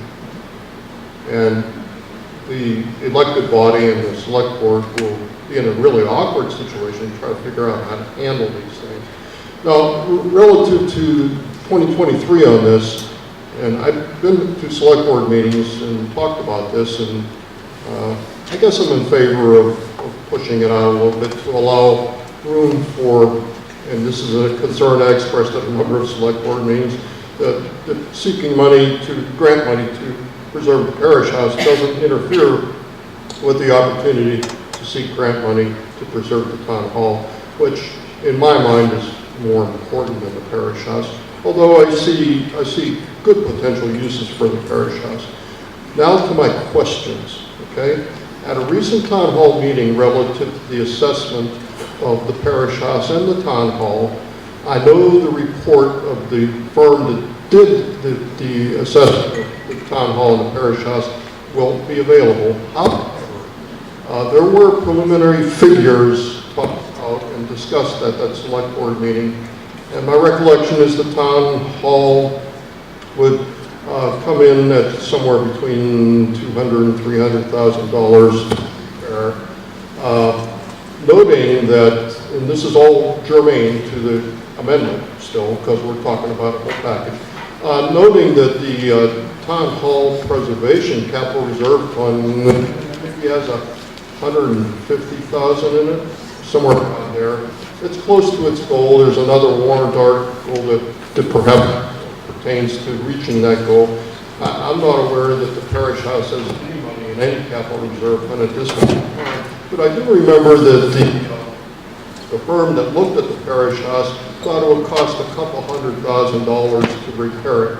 My question is whether they were requested to bring it into ADA compliance when they did that assessment.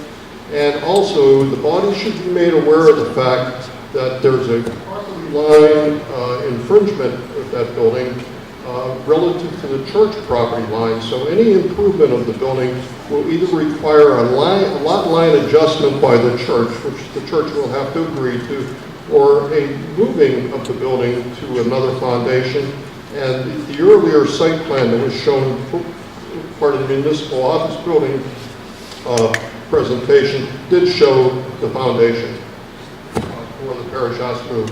So I think somebody should speak to this larger package, if you will, as it pertains to this amendment. And I guess, you know, with sufficient answers. All right, we have a question. I think it's regarding the amendment. We'll have it answered. Anybody would like to answer that question? Could you restate that question briefly?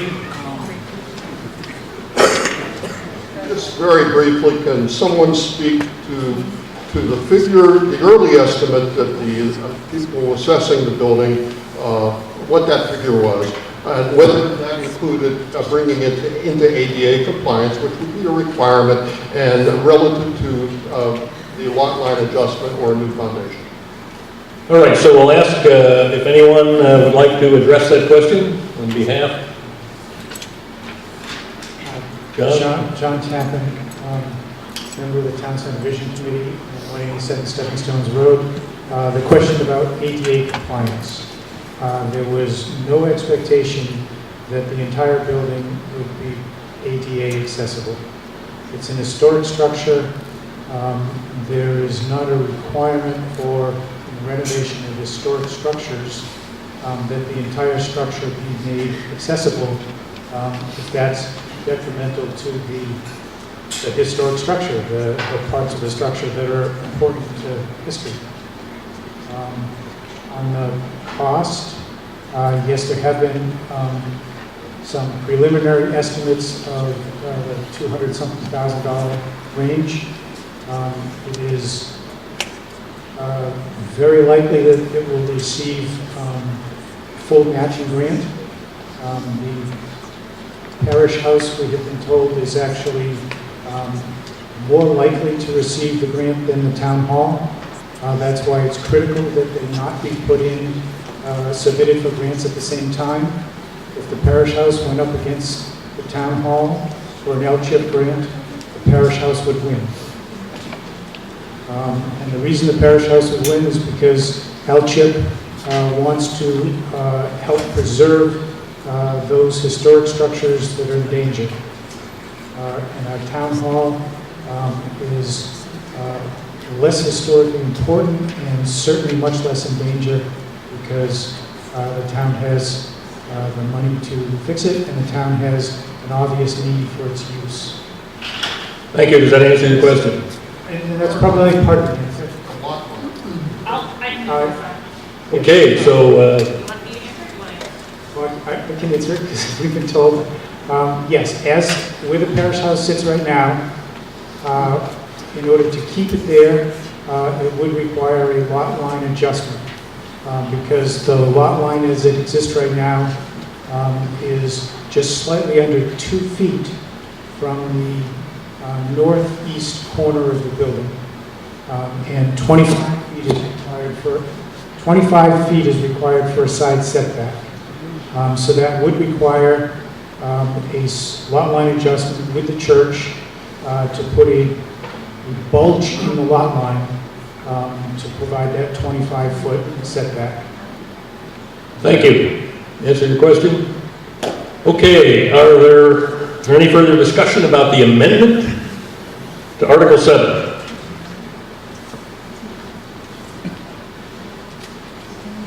Hearing no discussion on the amendment to Article 7, is there anyone in the House who would like to have Article 7 as amended read back to them for the voting? Okay, so we'll proceed on the amendment to Article 7. All in favor of the amendment, please raise your voter cards. Thank you. All those opposed to the amendment, please raise your voter cards. All right, the amendment passes, and so now we're back to Warrant Article 7 in the Parish House. Is there any further discussion on Article 7 as amended? Seeing no further discussion, I'll ask the town clerk to move Article 7 to the official ballot as amended.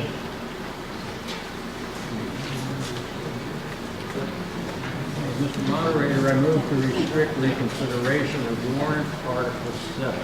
Second. All right, we have a motion to restrict reconsideration. All those in favor of that motion, please raise your voter cards. Opposed to the amendment? Excuse me, to the motion? All right, so the motion passes to restrict reconsideration of Article 7. We'll move to Article 8. We're flying now. And so that question's about the fire equipment, and so we'll ask Scott Nemeth. Warrant Article 8, Fire Equipment Capital Reserve Fund, to see if the town will vote to raise and appropriate the sum of $175,000 to be deposited into the Fire Equipment Capital Reserve Fund. The Select Board recommends this article, majority vote required. As of 12/31/19, this fund has a balance of $437,051. Thank you. Would you speak to the article? So the Fire Equipment Capital Reserve Fund is a way for us to look at big ticket items for the future, just like the thermal imaging camera that we discussed earlier. Purchased fire trucks in the past, such as the tanker and the command vehicle. And this year we were going to go for a new engine. We found out that the prices were 9% on the tariffs increase. So as of right now, we don't have enough money to follow the schedule that we do have for the fire trucks, so we're asking the town to put away more money so we can look at our future purchases. Thank you. We'll open the floor for discussion or questions about Article 8.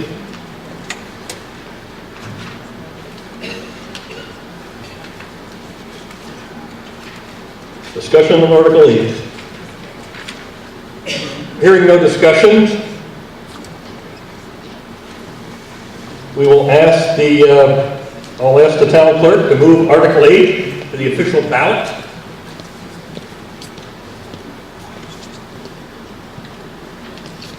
Question, restriction of the... Moderator, I move to restrict reconsideration of Warrant Article 8. Second. All right, we have a motion to restrict reconsideration of this article. All those in favor of that motion, please raise your voter cards. Thank you. Opposed to the motion? The motion to restrict reconsideration passes.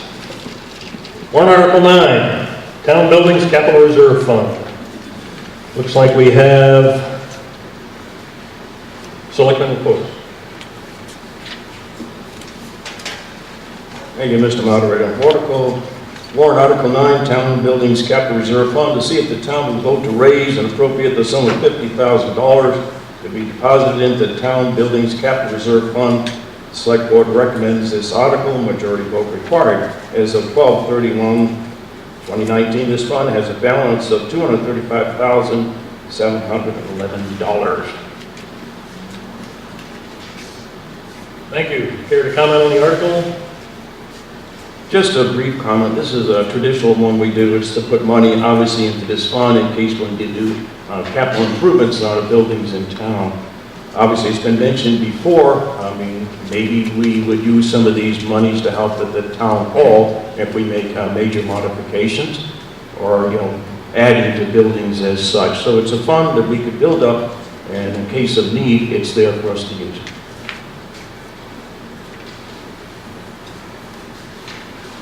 Thank you. We'll open discussion on warrant article 9.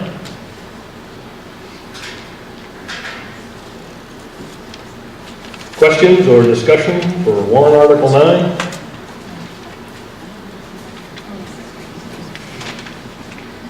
Hearing no discussion, we'll close the floor for discussion, and we'll ask the town clerk to pass article 9 to the official ballot. Mr. Moderator, I move to restrict reconsideration of warrant articles. Second.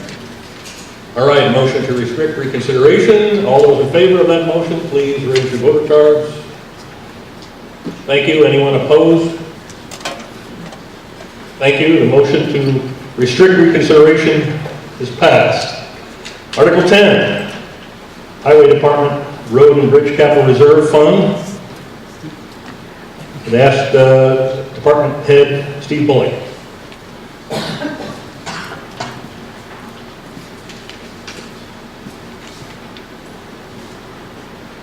Warrant Article 10, Highway Department Road and Bridge Capital Reserve Fund.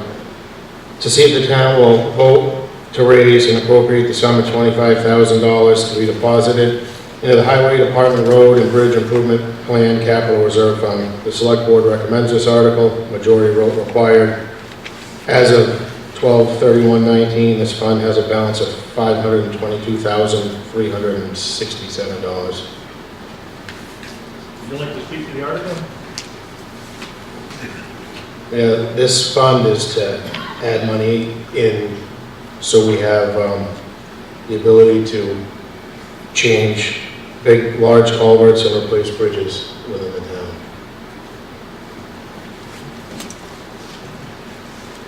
Thank you. Hang out for a minute. Any discussion or questions relative to warrant article 10? I would like to have the floor just for a minute to welcome Steve to our official town meeting. He's been doing a heck of a job out there that, as you know, when you drive around the town of Lee, roads are in better condition than the state roads surrounding us. That's a great sort of piece of work that road agents in this town have done for generations, and we really appreciate the fact that it's going to keep going the way it is. So thank you, Steve, for all you do, and welcome.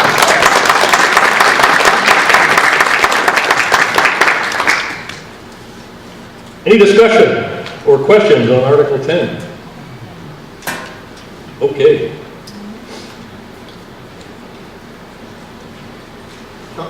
36 Captain Smith Emerson Road. I know we have a number of bridges and culverts that are actively being worked on. A lot of these are results of just time, but also changes in climate and other things, and that it seems like that we need to keep these systems up, and I think that the town is being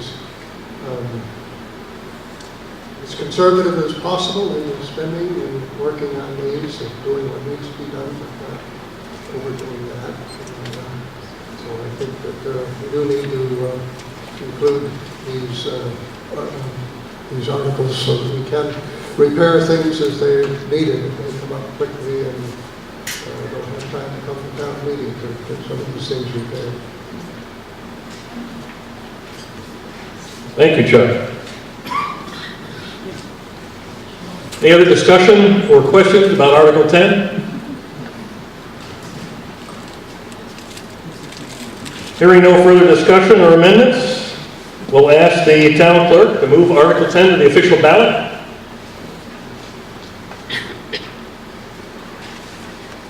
You're up. Moderator, I move to restrict reconsideration of warrant article 10. Second. Thank you. We have a motion to restrict reconsideration of Article 10. All those in favor of that motion, please raise your voter cards. Anyone, thank you. Anyone opposed to that, please raise your voter cards. The motion to restrict reconsideration in Article 10 passes. And now we'll move to the Highway Equipment Capital Reserve Fund, Article 11, and we'll ask Steve Bullock to the microphone again. Warrant Article 11, Highway Equipment Capital Reserve Fund, to see if the town will vote to raise and appropriate the sum of $55,000 to be deposited into the Highway Equipment Capital Reserve Fund. The Select Board recommends this article, majority vote required.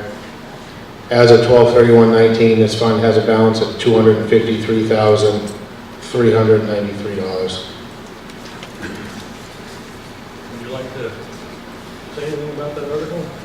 So this article is what we use to buy our dump trucks, pickup trucks, any other heavy equipment we use in the maintenance of the town roads. Thank you, Steve. We'll open the floor for discussion of Article 11. Questions or discussions about Article 11? Hearing no further discussion, we'll ask the town clerk to move Article 11 to the official ballot. Mr. Moderator, I move to restrict reconsideration of warrant article 11. Second. All right, we have a motion to restrict reconsideration of Article 11. If you're in favor of that motion, please raise your voter card. Thank you. All those opposed to the motion, raise your voter cards. The motion to restrict reconsideration of Article 11 is passed. Warrant Article 12, transfer station. Is there anything you don't do in the town? Thank you, Steve. Warrant Article 12, Transfer Station Equipment Capital Reserve Fund. See if the town will vote to raise and appropriate the sum of $20,000 to be deposited into the Transfer Station Equipment Capital Reserve Fund. The Select Board recommends this article, majority vote required. As of 12/31/19, this fund has a balance of $135,193. Thank you, Steve. You'd like to speak to the article? So this capital reserve fund we use for the help with the replacement of the skid steers that you see them using in the transfer station to bail and move the trash around. We use it for buying new storage containers to store the baled recyclables. It also is there to help with trash compactor and baler replacement also. Thank you, Steve. We'll open the floor at this time for discussion of Article 12. Questions or discussions? Article 12. All right, seeing no further discussion in this article, I'll ask at this time that we move Article 12. Ask the town clerk to move Article 12 to the official ballot. Mr. Moderator, I move to restrict reconsideration of warrant article 12. Second. All right, we have a motion to restrict reconsideration of Article 12. All those in favor of the motion, raise your voter cards. Thank you. Anyone opposed to Article 12, reconsideration of Article 12, raise your voter cards. Thank you. The motion to restrict reconsideration passes for Article 12. All right, we'll move to Article 13. Relative to fire ponds, Chief Nemeth.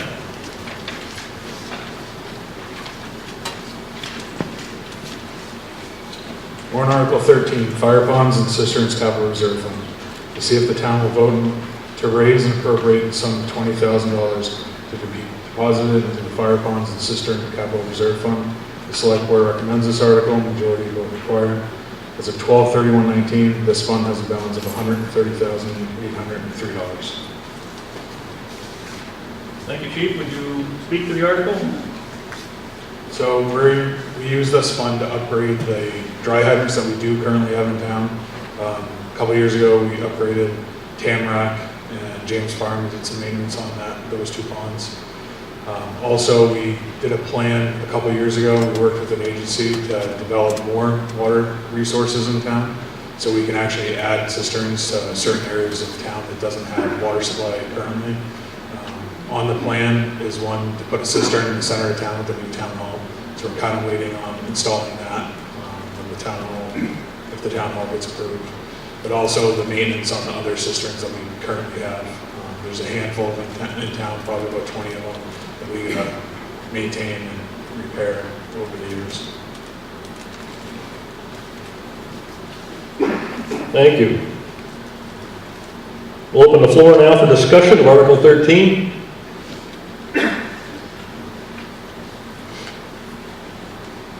James Farrell, 5 Hill Farm Road. Chief, could you estimate the approximate percentage of the town area that is not currently covered by a cistern or hydrant system?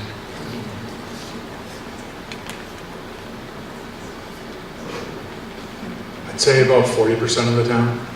There's definitely areas as new developments come into town. There is ordinances that we do have, so those developments put in cisterns. So it kind of depends on where those go in. Also in the commercial district down at the Woodley Traffic Circle, and a new business comes in, we get them down there. So there's definitely areas of town that have more than others. And that was the water resource plan that we developed to look at those areas that we don't have anything currently. Does that answer your question? Other discussion or questions about Article 13?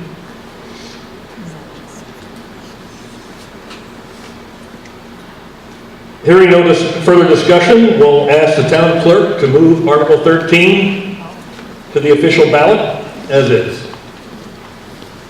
Mr. Moderator, I move to restrict reconsideration of warrant Article 13. Second.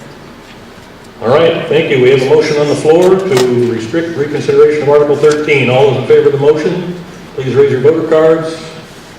Thank you. All those opposed to the motion, raise your voter cards. Thank you. The motion to restrict reconsideration is passed. Article 14, reevaluation, capital reserve fund. Looks like Article 14 will ask Selectman LaCourse.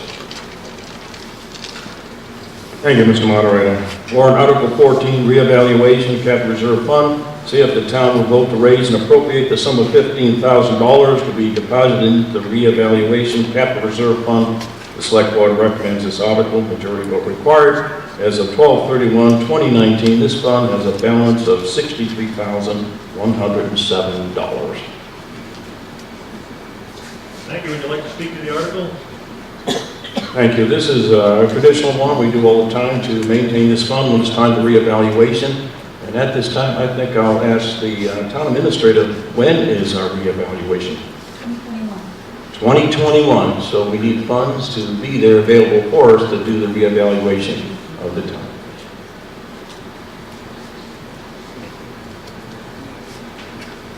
Thank you. We'll open the floor for discussion of Article 14. Question or discussion? Article 14. Hearing no further discussion, I'll ask at this time that the town clerk moves Article 14 to the official ballot as is. Mr. Moderator, I move to restrict reconsideration of warrant Article 14. Second. All right, we have a motion to restrict reconsideration of Article 14. All those in favor of the motion, please raise your voter cards. Thank you. All those opposed, raise your voter cards. Thank you. The motion to restrict reconsideration passes. Warrant Article 15, Internal Service Fund for Accrued Benefits, and that will be Chairman Bugley.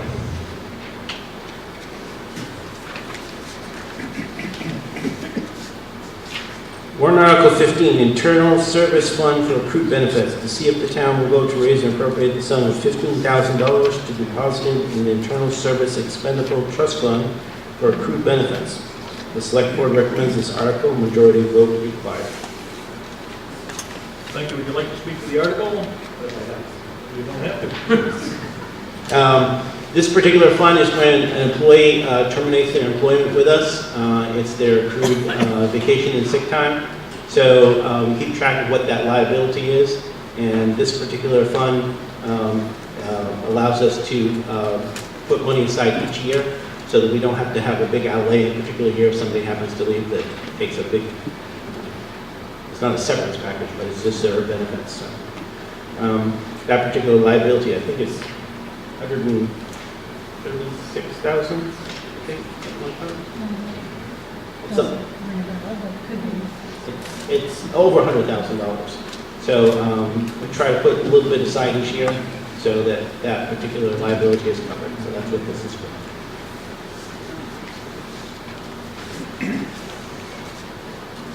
Thank you. I think we'll open the floor for discussion of Article 15. Questions or discussions? Article 15.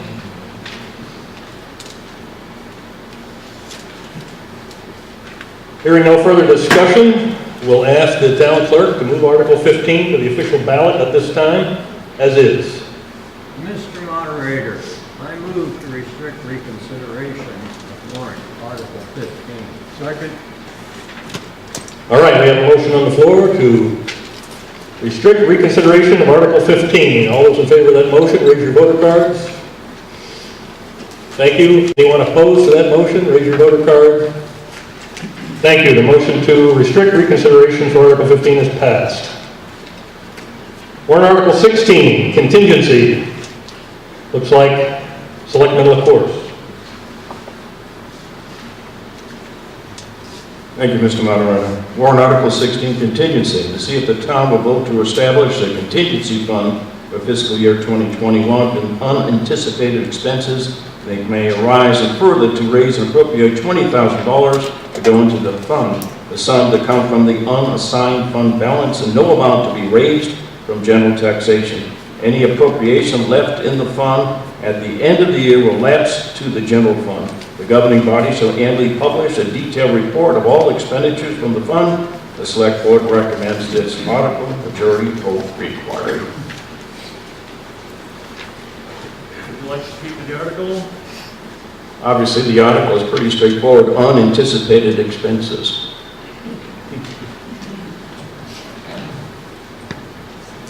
Thank you. We'll open the floor at this time for any discussion or questions about Article 16.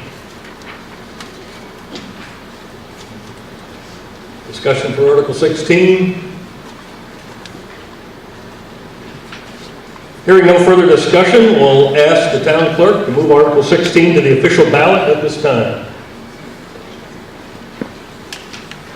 Mr. Moderator, I move to restrict reconsideration of warrant Article 16. Second. All right, we have a motion to restrict reconsideration of Article 16. If you're in favor of that motion, please signify by raising your voter card. All right, thank you. Anyone opposed to the motion, raise your voter cards. All right, the motion to restrict reconsideration of Article 16 has passed. And now we'll move to Article 17. Heritage Commission. Looks like we have the birthday girl, Pat Jenkins, to speak to the article. You did have to bring that up, didn't you?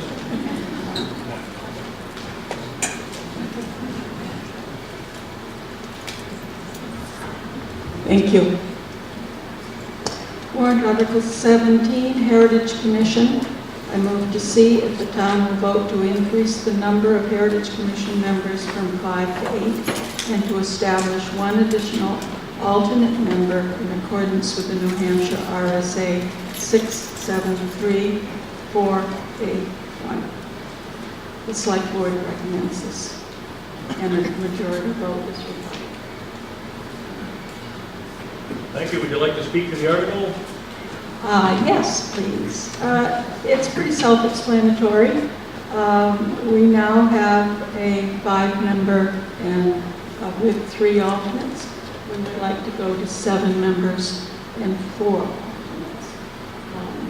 We obviously have a lot to do, and we would like more minds on it. Thank you. We'll open the floor at this time for discussion on Article 17. Questions or discussion? Article 17.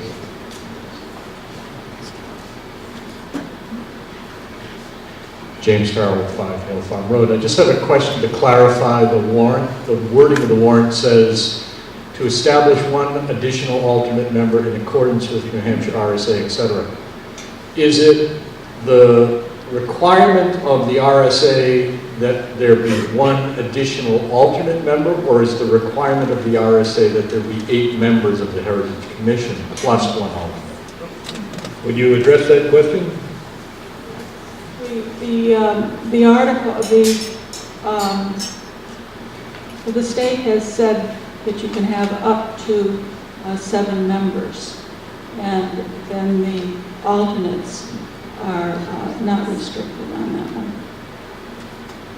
Well, thank you. Do I hear an amendment on that article?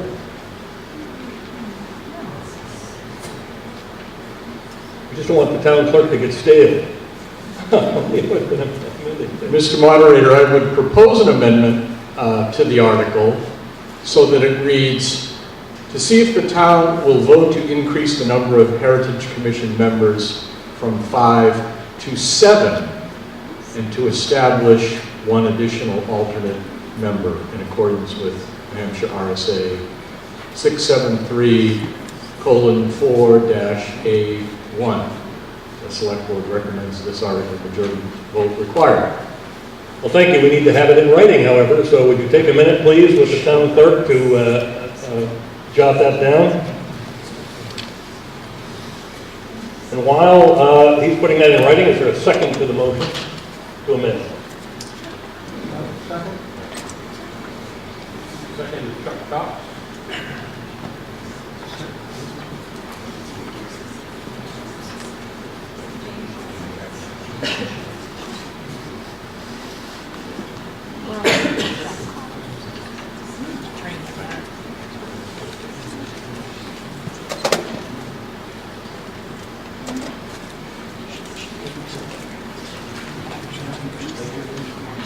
Anyone like to speak to the amendment?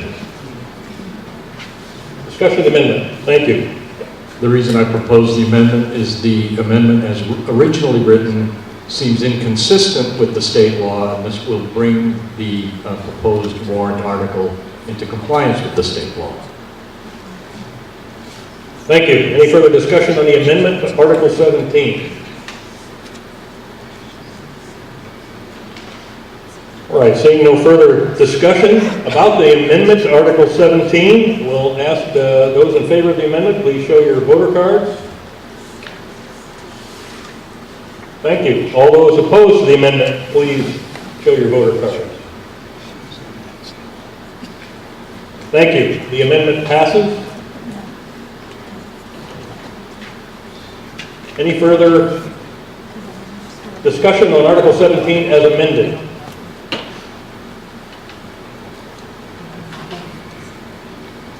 All right, seeing no further discussion on Article 17 as amendment, we'll ask that Article 17 as amendment be passed on to the official ballot by the town clerk.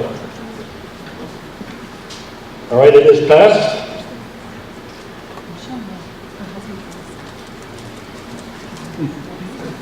Mr. Moderator, I move to restrict reconsideration of warrant article 17. Second. All right, we have a motion to restrict reconsideration of Article 17. If you're in favor of that motion, please raise your voter card.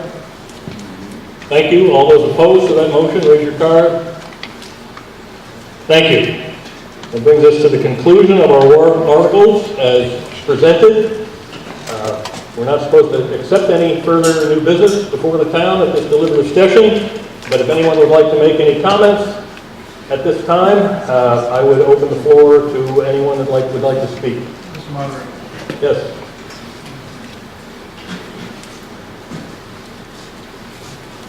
I'd like to thank everybody for coming. Obviously, this is someone in see democracy in action, but I'd also like to thank the interim moderator for doing such an excellent job and keeping it moving right direction, and if you haven't looked at your watch, it's before 12. Thank you, Mr. Moderator.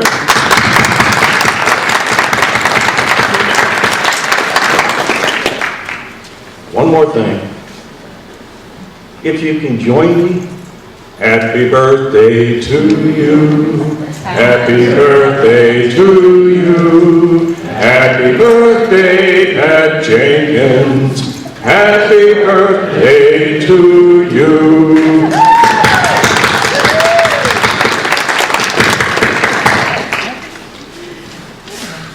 Thank you very much. I echo Selectman LaCourse's appreciation for this group. Any day we're out of here before the dump closes is a good day. And so, much appreciated. And do I hear a motion to adjourn the meeting? All right, we have any motions? Any seconds? Second. Not debatable.